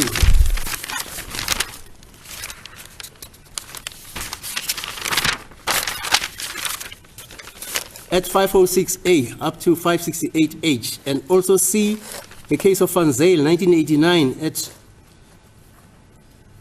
versus the magistrate, and also see the case of S. Chabela at 29G to 30E, and also see the case of Dolingebo, 2016 1 SACR 329 SCA at paragraph 25 to paragraph 26.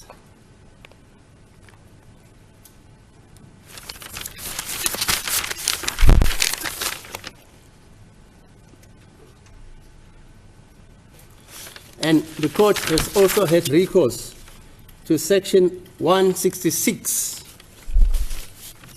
of the Criminal Procedure Act and also 167 of the Criminal Procedure Act.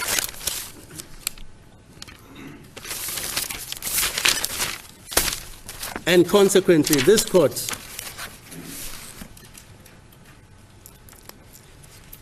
was careful not to cross-examine this witness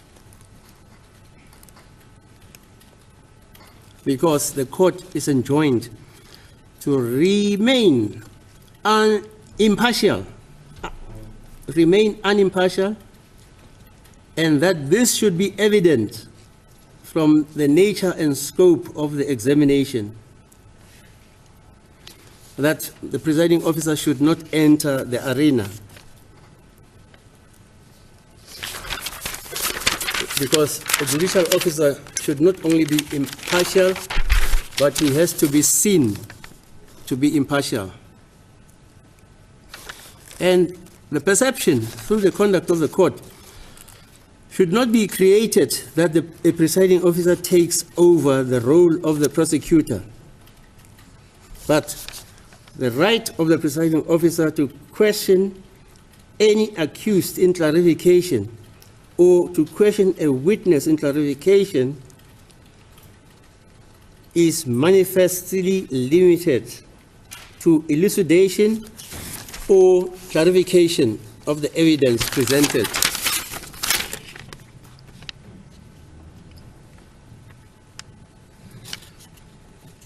And the court must bear in mind that as an umpire, it is obliged to see that justice is done, and it must bear in mind the bona fide attempts to see that justice is done and must be perceived as impartial. For that reason, a careful balance must be maintained between interference and detachment. See in this regard, S versus Gerber, 1997 2 SACR 601 SCA at 607 A to C.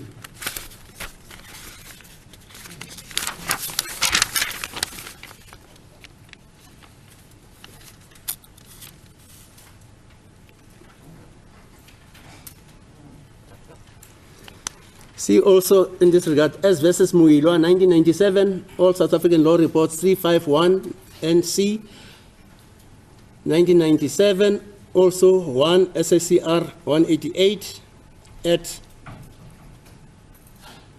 it's a Natal case at 192 to A to F, and also see the State versus Van der Berg 1995 for BCLR 479, which is a Namibian case. 1996, SACR 19, from page 64F to, from F to I.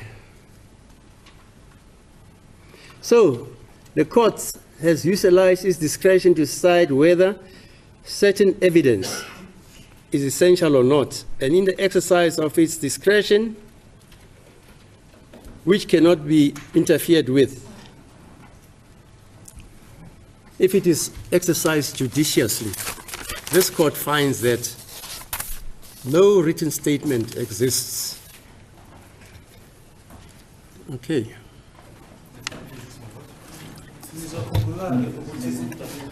Udaba la bekhulunywa ngalo ilolu alishilo uma eqala ke kwiviki eliphelile ubaba umnisi ukuthi ke uthe uma ulalela wena accused number 3 kanye naye ke nathola ukuthi ufakazi uthe kune statement awayesenzile.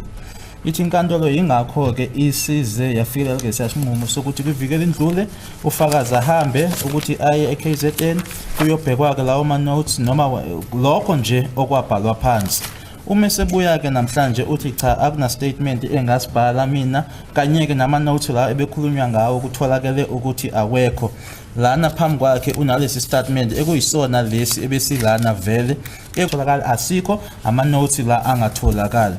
Uma ke inkantolo isilalele inhlangothi zonke ke umshushisi abameli isifikelela ke manje kwesinqumo esithi asikho istatement nanjengoba ufakazi eshilo esikutholakala ukuthi ufakazi wasenza ngaphandle kwalesi esathi uma ebhala phansi enza lawo ma notes base bona ke betype lokhu akushoyo noma lokhu ayekubhale kuma notes. Ngaphandle kwalesi inkantolo ithola ukuthi asikho esingesinye istatement yilesi kuphela istatement sakhe awasenza lesi asenze kulonyaka nge-31 zika May 2013 phambi kwakhe uKenneth Gininda. Sorry, what time is it, Mr.? Almost 12 o'clock. Oh, is that so? Okay. Mr. Mnisi, you can commence your cross-examination from the start. Please, the court, Okay. On that point, madam, Mr. Ramusipilo on behalf of accused number 1 and 2, something that he wanted to address the court on, Okay, madam, fine, before no I start with my cross-examination. Problem?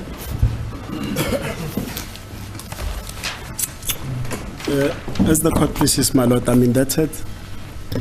My lord, part of the reason why I did not prepare heads of argument in this argument and inquiry is that I was instructed by accused number 1 and 2 to travel over the weekend to the northwest to consult with their relatives. They gave me numbers in order for us to further pursue the evidence being led by Mr. Zungu. In that respect, my lord, I beg to reopen my cross-examination before Mr. Munisi proceeds. No problem. As the court pleases, my lord. No problem. Mr. Baloi, any objection? No objection. No objection. I'm sorry, my lord. In fact, I did inform Mr. Baloi as well in the morning when I arrived.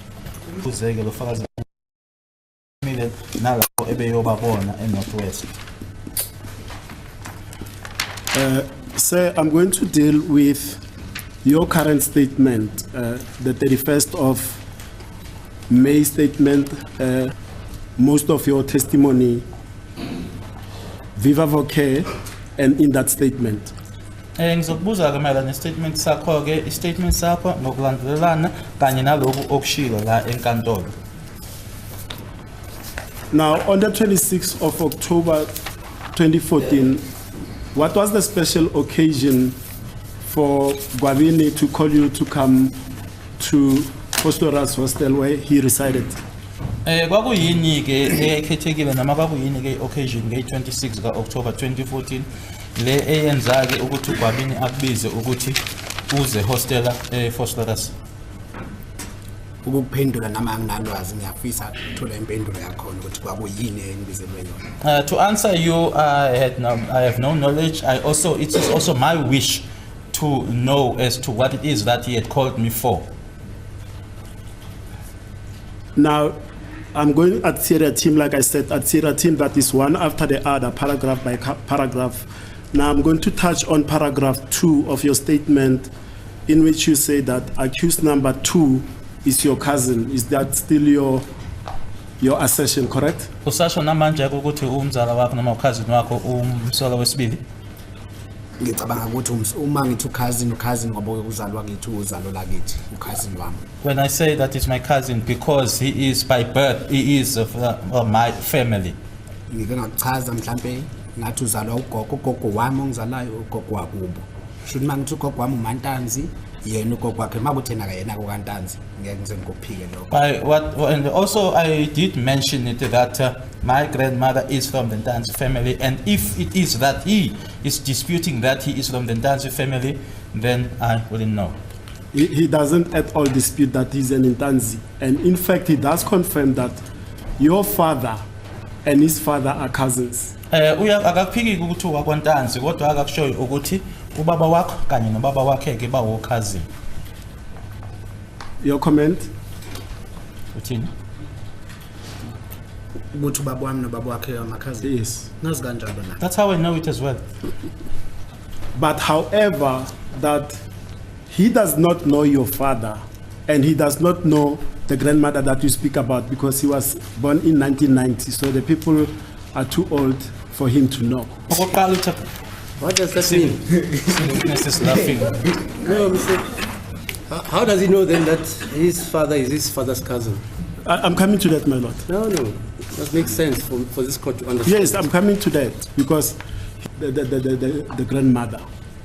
Yilokho angifonela thi ke angiyobona laba bakibo wazwile kamagama wabizile laba kwantanzi bazoza bazosho ukuthi yena nanjengoba ehlezi lapha yana ke akamazi ugogo lo wena okhuluma ngaye. Angazi noma mhlambe uyizwile ubaba uthe ubaba wakhe nobaba wami akazi. Okay, lapho I don't know whether you heard yourself when you said that his father and my father are cousins, yebo? Ngaqhubeka. So angazi ukuthi makuthi uyamazi ukuthi ugogo ufike ngonyaka ofile noma ngabe uyandlule mhlambe mina ngibekile ngenze njani kuma ukuthi ugogo wafi ngamazi yena ngoba mncane.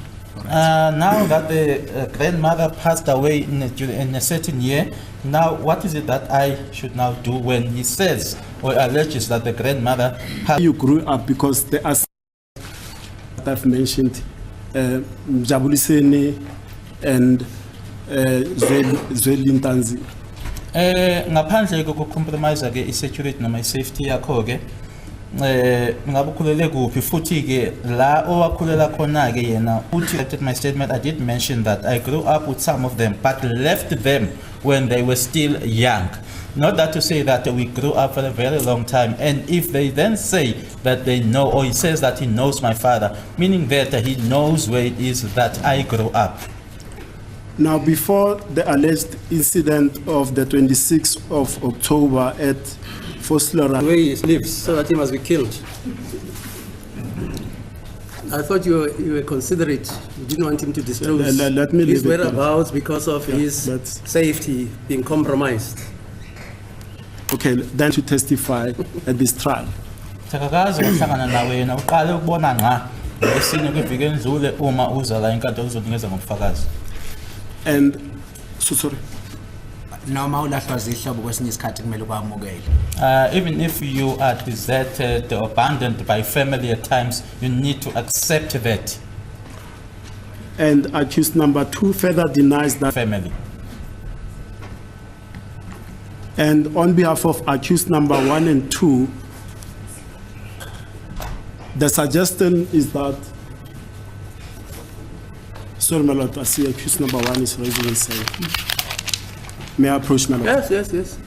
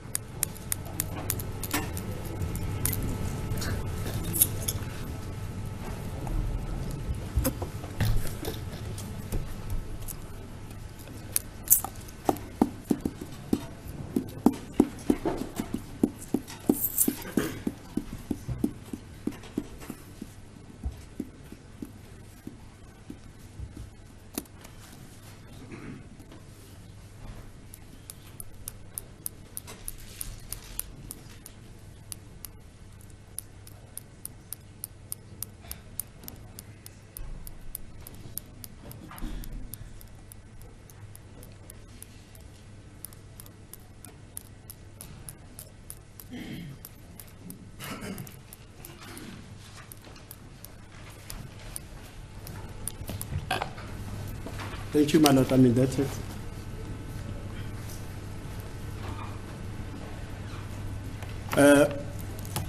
The bottom line is this: your answer is that Maula Tlhaitlo, something to that effect.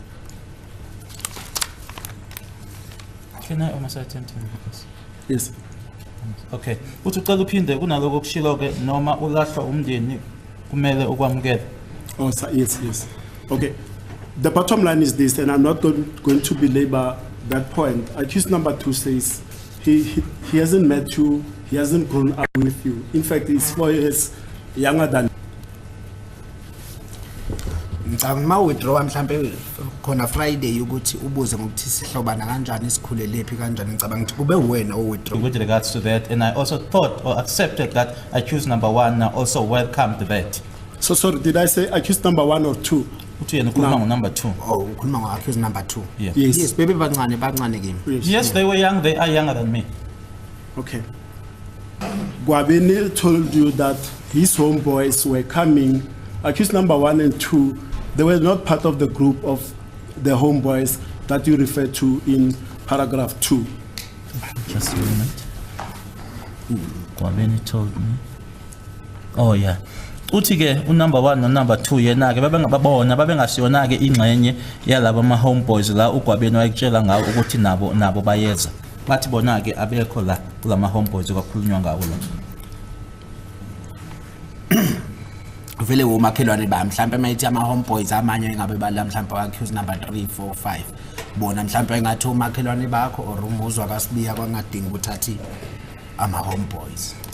Yes indeed, maybe he was also referring to my neighbors because 3 4 5 umakhelwane. Umakhelwane umuzi. Okay. Dance. Should mighty homeboys wayibala bonke abantu basendawo. All right. When you referred to homeboys, he was now referring to all those that are from the village or are from the area. And then wasuthi uma wayezothi umuzi uma kwenze njani? Mhlawumbe kuba wayezothi mayikhuluma ethi ufuna ukubona umuzi wayevele akubeke straight athi umuzi ufuna ukubona. If it was that Muzi is the one that wanted to see me, then he would have just said it direct that Muzi wants to see you. Okay, let's move on to paragraph 3 of your written statement, typed out statement. I'm sorry, let me not say written, typed out statement. Now you state in paragraph 3 that upon arrival at Gwabini's place, you found him and other boys from Nongoma who you know because you all grew up with from the same area. Who are you referring to as the boys that you grew up in the same area? Mase ngifika ke khona noma sengifica kwaGwameni kanye ke nabanye ke ababuya kwaNongoma. Yeah, no. Uthi lana ke ukhuluma ngobani la ukhuluma ngabo lapho? Mangicabanga manguphendula nje ngithe abantu ababelapha endlini kwangayena umuntu oyedwa kwangayena futhi umuzi noma afika o abathathu laba bangapha kodwa kwakukhona abangasekhaya. Including uSinakho mawubheka ngekambala ukuthi kwakukhona uSinakho baningi futhi ababekhona kodwa bengathanda ukuveza amagama abantu ababekhona kungenasidingo. When I mentioned that or when I said this that I did say that it was not only one person who was there. There were a lot of people. It was not Muzi, it was not only Mafiga or the other three gentlemen, but there were others as well. I also did not want to make mention of names without any reason for me to do that. There were also the likes of Sinako and others. There were many from back home. And you further state that some of the boys you haven't seen for decades. What do you mean that you haven't seen the boys for decades? Kunalana ukhulumayo ukuthi ke abanye ke iminyaka decades ngingasababoni. Ngisho ukuthini? Njoba ngisho ukuthi mangihamba bengihamba mhlawumbe omunye ngamboni, omunye ngiyobuye sekhulile, omunye ngiyobuye ngamtholanga kulokho mangifikile mhlawumbe angikumbona. So kuyoba iminyaka ukuthi omunye ngisamkhumbula engakanani kodwa lo yakubani.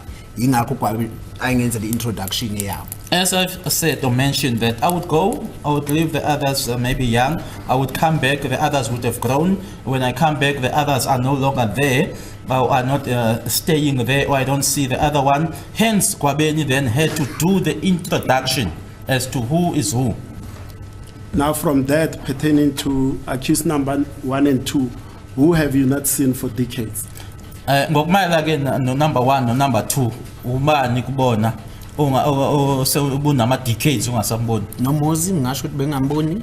I would say Muzi I haven't seen 5 years, 7 years, 8 years. maybe 5, 7, 8 years. Ngibone sengibona nje futhi sela igole esekhulile. Ngingazi nayo sesegole. I saw him here in Gauteng and he was grown up. I also didn't know that he was here in Gauteng. A decade in my knowledge is 10 years and above. It's not 7 years. Are we going to split hairs, please? Mr. Are we going to split hairs? Am I, my lord? Are we going to split hairs? 10 years, 5 years, 7 years? The witness is conveying a concept that is years, decades. That's how people talk. I haven't seen you for decades. Maybe he's even shortening that with 1 hour. Are we going to now say?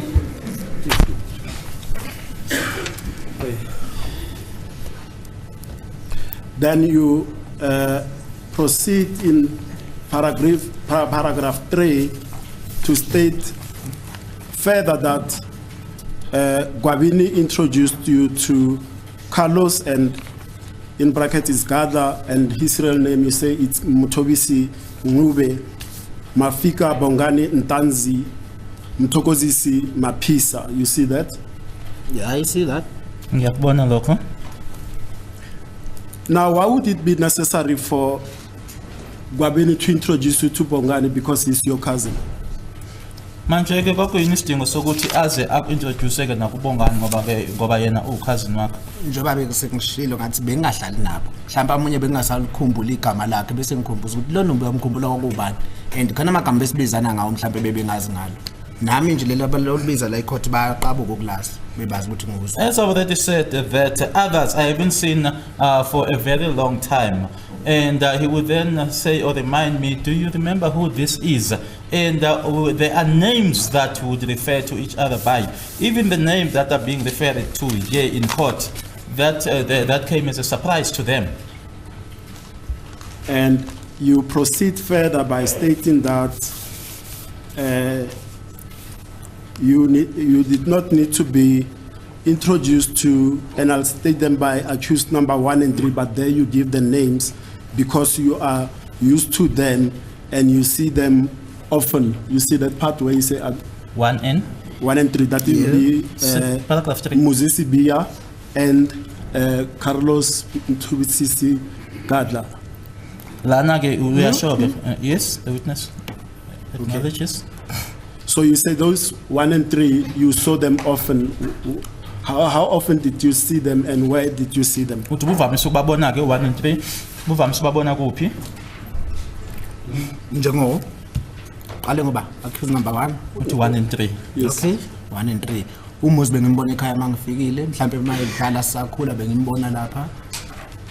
I would see Muzi back home upon arrival. Maybe if he would be playing there, I would then see him. Then Carlos bengimbona. He was reminding, hence it is written there, Buthelezi, because I knew him as a Buthelezi. Now, accused number 1 still stands by the submission and a suggestion that I put to you on Friday that he only met you here in Tembisa when you were in the company of Gwabini for the first time. Sorry. Are you aware what you're saying? He only met you in Tembisa. That's well. In Let other me words, he approach. places himself in the area. Let me Please. take proper. I want to refer to you because I recall that he was nowhere near the alleged scene of the alleged murder of Senzo. My lord, we are not talking about Okay, go. This is Tembisa, not Fosluras. That's the submission that he said I must put to So you. he was in Tembisa. He was in Tembisa. Okay, The fine. incident happened in Fosluras. Okay. Uthi uqala ukungibona eThembisa. Thembiso uhamba noGwabini. Yes. No, ngeke ngiphikise kodwa mina ngithi ngangenaye false Loras ngalelilanga. Yimi engamshiya futhi. I wouldn't dispute what he's saying, but I was with him in Phosphorus and I am the one who dropped him. And on that aspect, he says, in 2013, before he moved back home in March of 2013, at all times, when he was still residing at the hostel, he was residing at Basotwini Hall. He wasn't, Basotwini section of the hostel. He didn't stay outside, so there was no need for you to go and drop him somewhere. If that's your Akushoyo ukuthi ke ngo-2013 ngaphambilini kokuthi ahambe kabuyele emakhaya noma abuyele ekhaya ke wayehlala khona ke iBasotwini hostel sasingekho ke kwakungeke kubekho sidingo ke sokuthi uhambe uyomdropa ngaphandle ngoba wayehlala khona phakathi eBasotwini hostel. Sorry, is this hostel in Vosloorus, the Basotwini hostel? Yes, he was staying there up to 2013 March. Then he went home from there, came back in 2015 according to my instructions. And so he was residing at Basotwini hostel? He was residing at Basotwini hostel. Okay. Uthi ke uye wahlala ke eBasotwini hostel kodwa ke wahamba ngoMarch ka2013 ngaphambi kokuthi abuyeke ngo2015 abuyele khona eGoli. Ngicabanga ukuthi kuyobe kwanele lokho engoshoyo ukuthi ngamdropa umuzi ngalelo langa. I think that which I've said would be enough, that I dropped Muzi on that day. And accused number 1 and 2 instruct me and reiterate their denials that they were at Vosloorus at a party hosted by Gwabini on the 26th of October 2014. Bameleke kuloko abakushoyo ukuthi nje baphikisana ke bona baphika ke bona ukuthi ngazo i26 zika October 2014 babe se hostel eVosloorus kwi-party eyayenziwe uyena uGwabini. Angeke ngibaphikise mabethi bayakuphika lokho kodwa mina ngoqinisekisayo babe khona futhi ngababona. I won't dispute if they say that they are denying that, but what I am ascertaining here is that they were there and I saw them. And ngakusho kwakho lobo ukuthi nami ngiyafisa vele ukuthola impendulo ukuthi ngangiyokwenzani khona babe ngibizeleni. And also on that, I also wish to know as to why was I there? Why did they call me? Who called you? Are you saying accused number 1 and 2 called you there? In my statement, I said Gwabini called me or contacted me. Now let's move to paragraph 4 of your statement. Now you testified in evidence in chief that before you drank alcohol, your service pistol was on your person, correct? Ushilo ke nokuthi ngaphambilini kokuthi uphuzeke utshwala isibhamu sakho somsebenzi sasikuwena. Yebo. Yes. And it is only then when you started partaking of alcohol that you gave the firearm to Gwabini for safekeeping, correct? Kuzothi ke uma senqala ke noma usuqala ke uphuza ila usithatha khona ke usinika uGwabini. Yes. And whether or not you placed that firearm in a bag together with the car keys, and you I think your response was that you did not. You handed the firearm as is to Gwabini, correct? Yebo? Yes. Now, if I read to you at paragraph 4 of your statement, at line, because I've already read this paragraph, I'm not going to read the whole of it. At paragraph 4, line 1, 2, 3, 4 towards the end, where there's a Volkswagen Polo and full stop, it says, and I read from there, I quote, I then went outside and removed my vehicle out of his way, and he left, but later came back. I then took my bag out of the vehicle as it contained my firearm. I also put the vehicle key inside the bag. Do you see that? Yes. And I gave the bag to Gwabini for safekeeping in his room. He locked the bag inside his, the bag inside his bedroom as well as Makosonge's bag. Up to there, I'll close the quotes there. Do you see that? Yes. So your viva voce is contrasted by here, because here the firearm was placed in the bag together with the car keys. Ngokwalokho ke kuyaphikisa lokho kushilo ke la enkantolo la uthi isibhamu sakho wangasifakile kwibheg ngokwalapha ke lokho kubhale lapha isibhamu kanye ke nekhiya zemoto zazisesikhwameni. Uma ungasho ngithe isibhamu sasikimi, ngithe mangisikhipha kimi ngasinikeza uGwabini, ngokufuna ukuthi uzosifaka vele ebhegini. Kodwa ukusivula kwakhona ngambonisa sona isibhamu, ngange ngimnikeza inkulumo isesakeni. Ngithi baba le bhegini lesibhamu. Ngambonisa isibhamu, mangisifaka kulapha, ngangimbonisa sona kunaso isibhamu. Oh, so uthi wambonisa wase uyasifaka kuyona ke ibheg. Mina mangasifaka like manje. Kodwa ngathi mangase ngishila ibheg, ngoba ngahlala ngaphakathi isikhathi eside ngesibhamu. Oh. I gave the bag to him, and then the firearm was with me. But then when I gave him the firearm, I then showed him that here is the firearm, because I would not have spoken about something that he couldn't see. I had to show it to him that here is the firearm, and not say that there is a firearm in the bag with him not having seen it. And in your Viva Voce evidence, you said later on, when it was time to go to Tops to buy further or more alcohol, you left with 4 other persons. That means 5 persons, yourself plus 4 other persons, correct? Nithe uma niseniya ke kwa Tops nani u5 ninonke emotweni. Yebo? Yes. However, in your written statement, which I read, the last 3 lines starting at, and I quote, I also at some point went out to the shops to buy some alcohol drinks with a certain lady and came back into Gwabeni's house. Close quote, you see that? Yes, I see it. How do you explain away that inconsistency?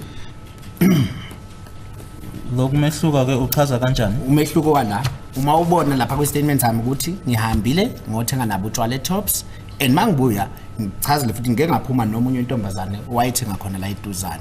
Futhi indlela kubeye ngayo ukuthi with another lady or what, but it's a straightforward ukuthi ngiphume namadoda saye Tops, sabuye Tops sihamba ngeUno, masibuye Tops ngeke ngaphuma nomunye intombazane wacela ukuthi ngithenga le drink. I think maybe it's the manner in which it is put here, but I did go to Tops with the gentleman. We came back, and then there's a lady that just wanted to go nearby. Requested me to buy her a drink, and I did go out with that lady. Now I'll put it to you, and I'm not going to belabor at that point, that this one of you going out with a lady to buy alcohol, it's a new addition. You didn't mention it in your evidence in chief. Kushake lokho akusiyona ke into oyikhulumile uma ufakaza la enkantolo. Yebo kubhaliwe lana kodwa awukushongo la enkantolo. Mhlambe bengangibuzanga ngakho ukuthi mhlambe ikhona intombazane ngaphuma nayo. Maybe I wasn't asked about it whether was there a lady that I went out with. Now we come to what you touched upon with the Honorable Court on Friday, which is paragraph 5, and I'll read it and we will touch on that. I'm not going to belabor that because you had partially given explanation for the inconsistencies that are there. It says, and I quote, around 9 p.m. on the very same day, I noticed Muzi Sibia, who will be accused number 1, Mafika Sandi Sontanzi, accused number 2, and Ngani Sfisogu Zunguntuli, who's accused number 5, walking after each other to Gwabeni's bedroom coming from outside. Close quotes, you see that? Yes, I do. Now, you explained away Friday that inconsistency to say the person, the latter mentioned person, that is Ngani Sfiso Kutle Zunguntuli, was not supposed to be mentioned on that statement. Rather, the substitution should be made for accused number 3, correct? Yes, the witness confirms. And you also testified that as this statement was made in the following manner, and correct me if I'm wrong, that as you were narrating the story from the reference pieces that you have, the notes, let's forget about them because they're not here. You were narrating the story and the Ms. Mokhatle was in front of you typewriting what you narrated at the same time, correct? Ushilo ukuthi asikhohleke ngawo ama notes ngoba wekho lana ke ukuthi nanjengoba wena ke wawukhuluma lona ke yena kwayehlezi ke lapha ku PC ebhala ke lokhu okushoyo. Yebo? Yes. Perhaps you'll explain to me because it's this ingenious for you to say that, and I'll put it to you, because if you are sitting with a typist in front of you typing what comes from your mouth, why would that typist then, if you want to say Mthobisi Gada Ncube, write Ntuli? Because it comes from your mouth. She doesn't stop. She listens to you. She types out what you are saying to her. Bese kwenzeka kanjani ke uhlezi uyakhuluma lo muntu obhalayo ngithi ubhala lokho kuphuma kuwena. Uma wena uthi Mthobisi Gadla Ncube, kwenzeka kanjani ukuthi yena abhala unkani isifiso ukuzungu Ntuli? Advocate yawona umchazela. Uma ngibiza bengibabiza ngegama njengala igama engibiza ngalo. Bengibuza umuzi ngegama. But uma itype ngeke eyenze type njengogadla. Mina bengimbiza ngogadla ukuthi ugadla umuzi umafika. Kodwa la kukho lokho. Shuthi igama bengilibiza lelo igama ongelabo amagama abo mina bengiwabiza ngawo.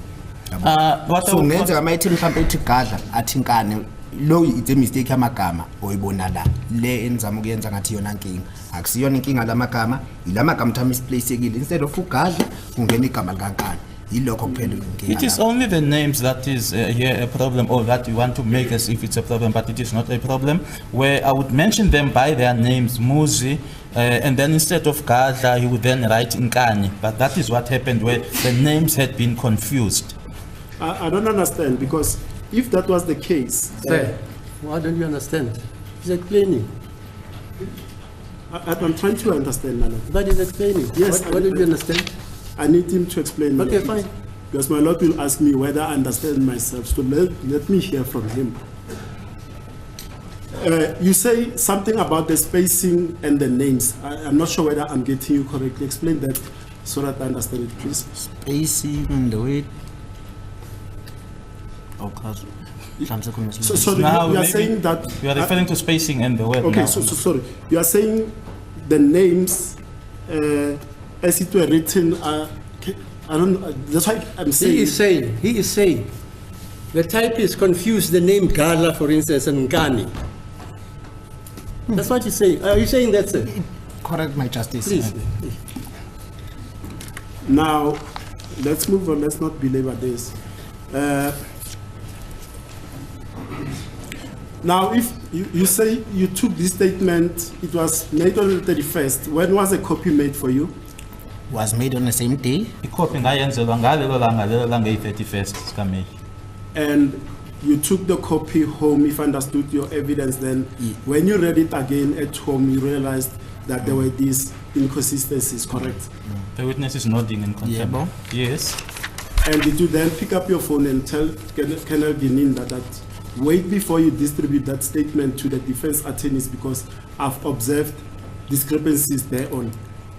Ingabe usulithatha kucingo lakho ufonela uGininda uthi ngaphambi kokuthi ke leso statement usihambise ke kubameli khona ke amaphutha engwabonile la wakwenza yini lokho? Nenhloso yokuba safe besingadibani now and then. Sasidibane ngalelo langa ngathatha statement ngihamba naso. Emva kwalokho ngabonela ama note. Ngabe mekufonela ngabazisa ukuthi no ulapha kunama problem.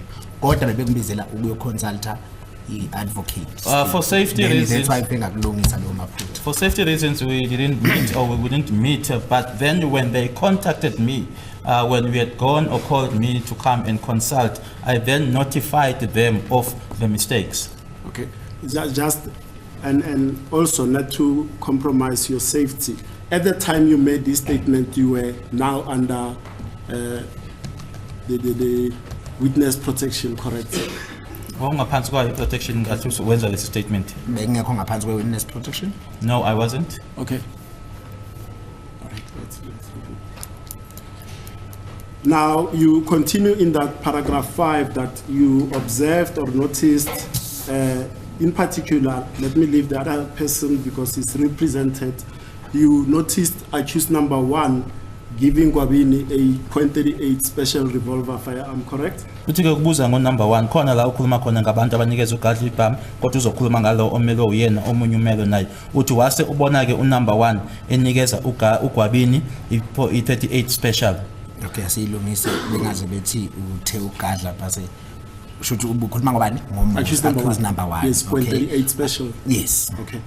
In fact, just on a small aspect that nothing maybe may not turn on it is this. You also testified that as they walk into the room, the three gentlemen that you've testified about, something was faulty with a light, whatever. Ukhulumile ke nange light ke eyayinenkinga nkathi ke uthi wababona beyongena ekamereni. Ngithe mangifika ngaphakathi wacisha ilight uGwabini. Ngenhloso hayi ukuthi walicishe ngaphezulu ngalo. Ngenhloso ukuthi wathi nangu baba omncane. Then kwase kuba nalento ukuthi qike ngathi cisha ilight yabo. Kanti vele ngangiphakathi ngoba ngangibalandele emuva. Bona babenganothanga ukuthi ngiyabalandela kodwa uGwabini wangibona ngoba wathi mabengena ngaphakathi ngangena nabo. Yabona. I said afika kamnandi nje kusenzeka leyo action. I said that Gwabini switched off the light because he had said that here's my uncle or here's Ubaba Mngani. They didn't see or they were not aware that I was following them. But Gwabini saw me that I was walking behind them, and upon arrival that uthe yini le wafika usebenzise igama uthi wafika leyo ise on ini. Ngithe mayikwafu ngifike ngathi mayingena endlini kwabe sekuba khona lokhu ukuthi kungathi kucisha ilight. Okay, it was as if that when I got into the house or into the room, it was as if the light he was switching it off. Yebo. Kukhona lokho kushilo ogcineni uthe ngafika lapho ise on leyo ngafika besayenza bese isenzeka futhi nje lento yayisenzeka ngoba lokho. When I got into the room, they were still busy with that they were busy with. Ngoba wabona ukuthi uGwabini ngeke sakhona ukungivimba ngoba sengingenile ingakho ayizama mhlawumbe ukucisha ilight. Because Gwabini then realized that he won't be able to stop me because I was already there. Hence he then tried to switch the light. Okay. Now, earlier on Thursday and Friday, you testified that, and I use your word, that it was busy in and around that vicinity. That is the common area. Although the room was locked, you could observe it. That door of the room of Gwabini, is it directly facing the kitchen area? Isitapha lesi sekamera kaGwabini ngabe face direct kitchen. Yebo mawungena nje uyakwazi ukubona noma ungaqondile street kanje kodwa nje uyakhona ukubona uyena. Yes, just upon entering, although it is not directly or straight with it, but slightly you are able to see it. And your testimony is that you came together with Makosonke at Gwabini's place. Did you then tell him that I've just seen something? I saw Gwabini receiving a firearm from accused number 1. Ngithe mangigoqa lapha ku statement sami mhlawumbe awusifunda kahle ngithe uMakhosonke akatholakala mase ngihamba. Yilokho kwangishiya ukuthi ngibe nembuzo ukuthi why engatholakali mase ngihamba. Maybe you misread my statement. I did mention that when I was leaving or when I was about to leave, Makosonke was nowhere to be found, which then made me then to be suspicious as to why is it now, after having witnessed this, that Makosonke is nowhere to be found.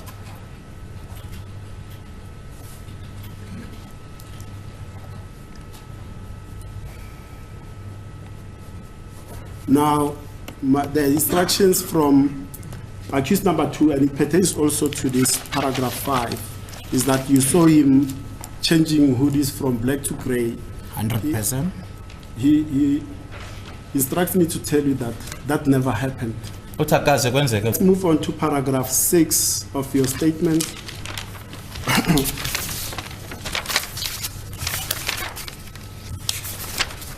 In fact, this version, I've already put it to you, pertaining to you giving accused number 1 a lift, and his instructions are that he was not there, but if he was staying at the hostel in 2013, he was staying at Basotuli hostel, so I'll leave that one not to repeat myself. Now, you don't have the 6 here? You don't have paragraph 6.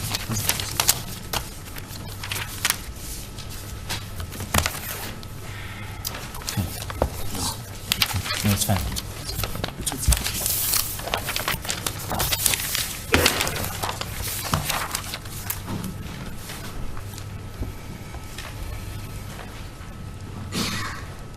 And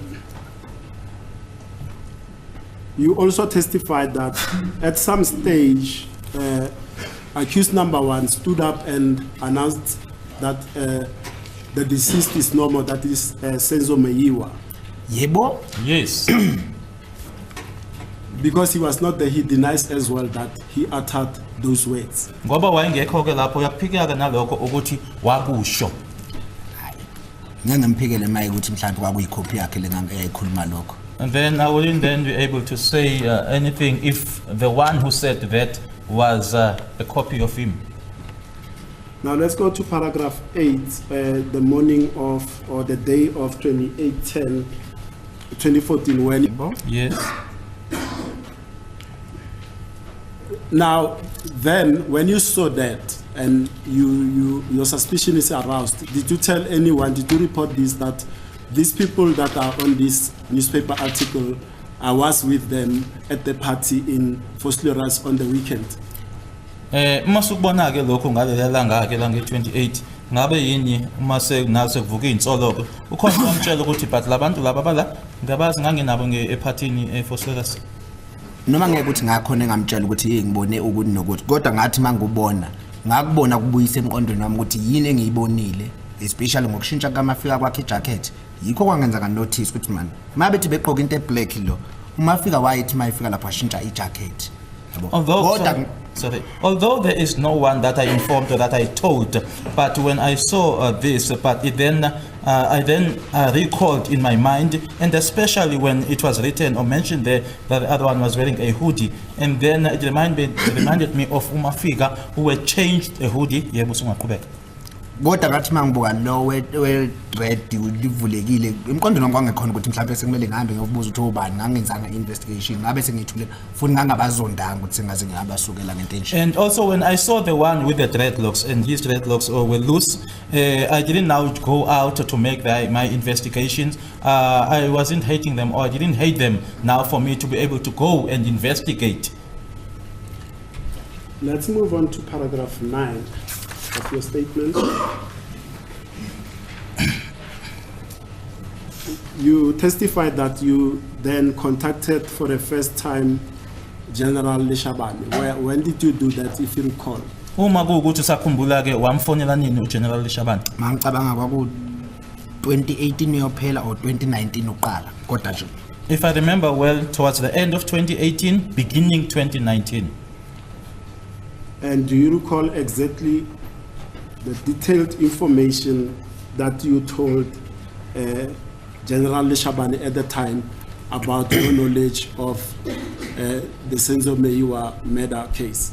Ngabe usakhumbula ukuthi yini kahle kahle owayitshela uGeneral Leshabane mayelana nolwazi lwakho owawunalo ngokushona kwaSenzo Meyiwa?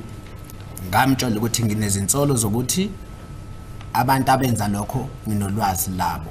I told him that I have suspicions that the people who did that, I know them, or I have knowledge of. And obviously you provided the names of those people to the general. Waseke uGeneral umnikeza amagama alabo bantu labo. Ngoba nami ngangakazi ukuthi babe bangaki kungobani ngamnikeza amagama alabo engangazi bakhona. Because at the time I didn't have information as to how many they were, I gave them the names of those. Okay, I gave him the names of those that I knew. And the two will be? The two names that you gave will be who and who? The first two names will be Muzi and Mafika. And let's move on to now when General Leshabane says he needs photos or pictures of the people that you are talking about. Your testimony is that which pictures did you give him? Of which suspect that you suspected did you give him?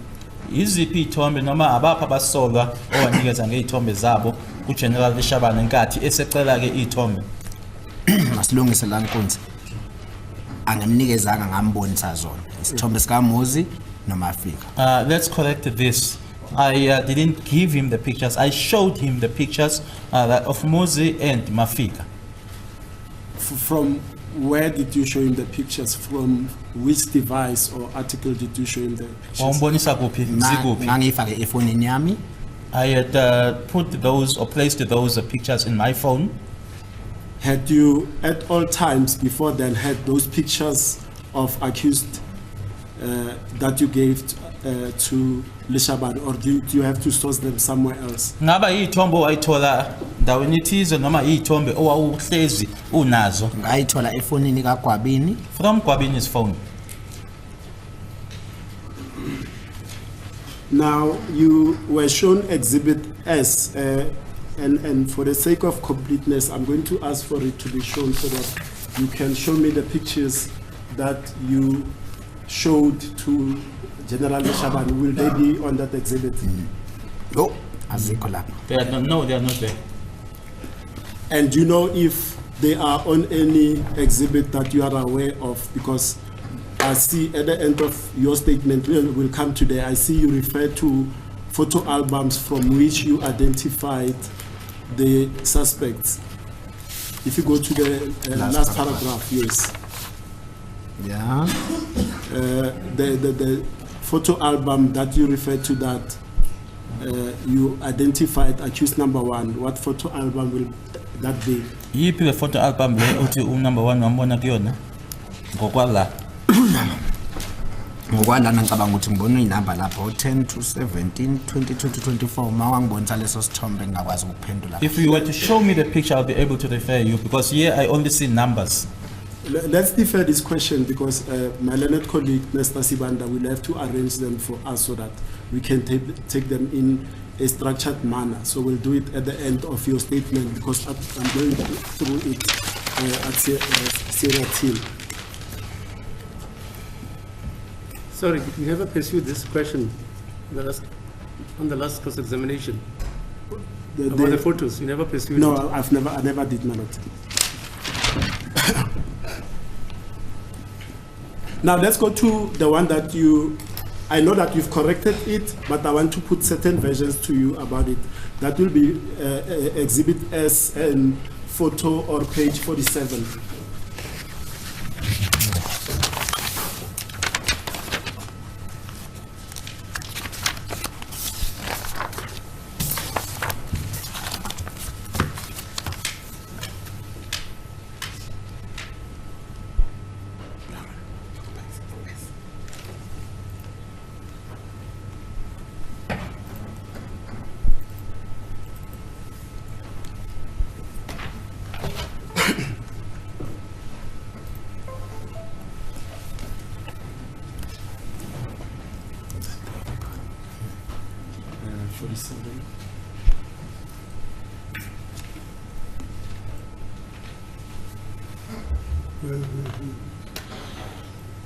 And my lord, perhaps while he's still browsing, let me take a quick one from accused number 2.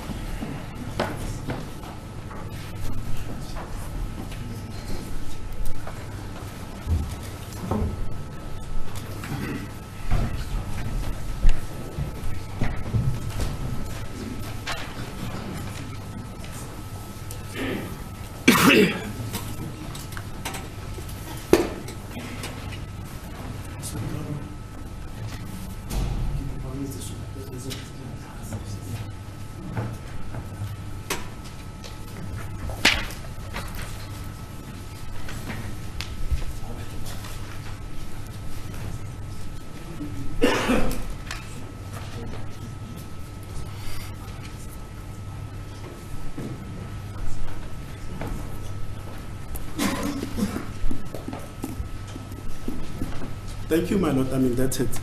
Now, if you look at that photo 47, and I'm going to be frank and honest with you, I acknowledge that you have corrected that it's not accused number 2 that's depicted there on. So let's be agreed on that one.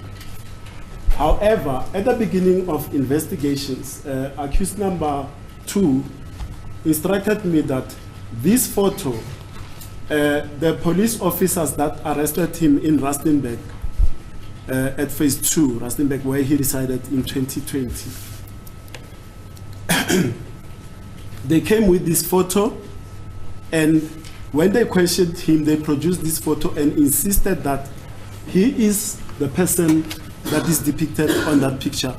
Ngiyazi ke ukuthi ke ulungisile wathi cha wenze iphutha akusiyena lo yana kodwa ke uthi inkathi eboshwa ephase 2 eRustenburg amaphoyisa ambopha aletha lesi sithombe lesi athi uyena loya okulesi uyena lo okulesi sithombe.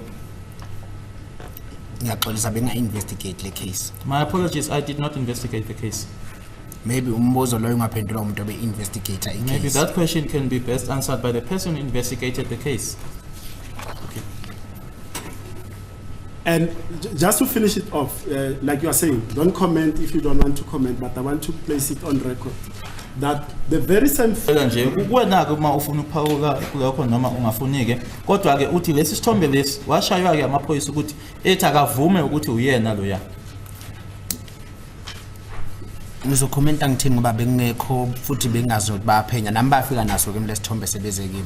What will my comment be? Because I wasn't investigating, I wasn't there. They also brought the same picture to me, or came with the same picture to me.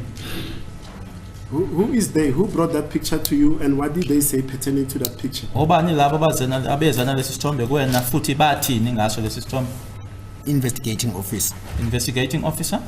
And did he say anything in particular about that photo? Not the gentleman and a part of body appearing, in particular about the person in the cap. What did they say about you, about that person? Abangitshelanga ukuthi obani nami bangibuza ukuthi obani laba kodwa bangibonisa sona nje leso sithombe. I didn't ask who they were. They also didn't tell me who they were. They just showed me the picture.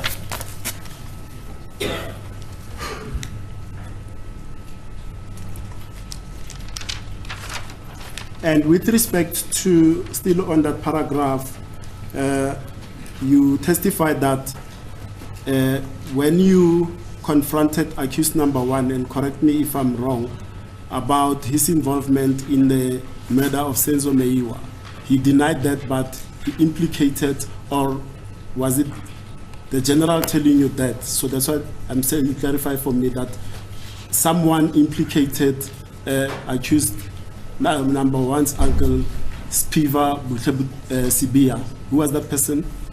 If you can clarify for me, I'm not sure. Ubani lo owakhuluma Spiva. Uthi khona umuntu owa implicated noma owa to Spiva le gama. Yeah, last paragraph. He told me that not disputed the information, but he implicated his uncle, who is well known to the general. I know that Moses' uncle was known as Boshe. I think General Mankulman naye wangitshela ukuthi kunomunye amaziyo wakakubo akutshelwa uye ukuthi usemateksini somewhere lapha. I think that's what the general informed me, that there's someone that he knows. That information, the general said that it came from him. The witness is pointing towards the direction of the accused, that there was someone from his family related to them in the taxi industry. And according to your evidence in chief, Spiva Butlebuthelezi died. Do you know when he died? Ushilo ukuthi washona uSpiva. Uyazi ukuthi washona nini? Noma ngazi ukuthi ushone nini kodwa ngezwa. Although I don't know when exactly, but I heard. Now, accused number 1 will testify and say that kaza kusho yena lokho. Noma ngathiwa kakushongo wayengakukhulumi nama ngithi wayekhuluma nomunye. Even if it's said that he never said it, he wasn't telling it, he wasn't saying it to me, he was saying it to someone else. He has never said that to me.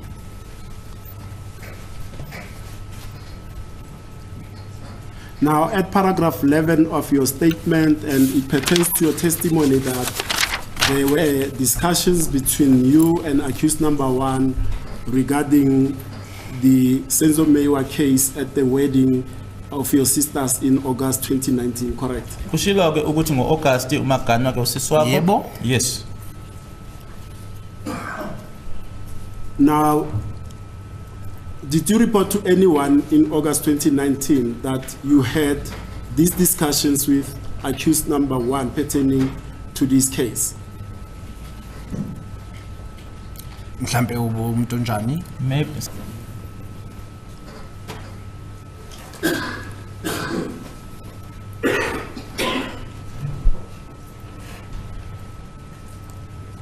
Wakhuluma nami futhi. The long adjournment. I hear Mr. Jonas is breathing a sigh of relief. Can we now take a long adjournment? 1 minute before. Oh, okay. 2 o'clock then. So we are 2. Isibamukele. Oh, esapho leso leso. It's fine.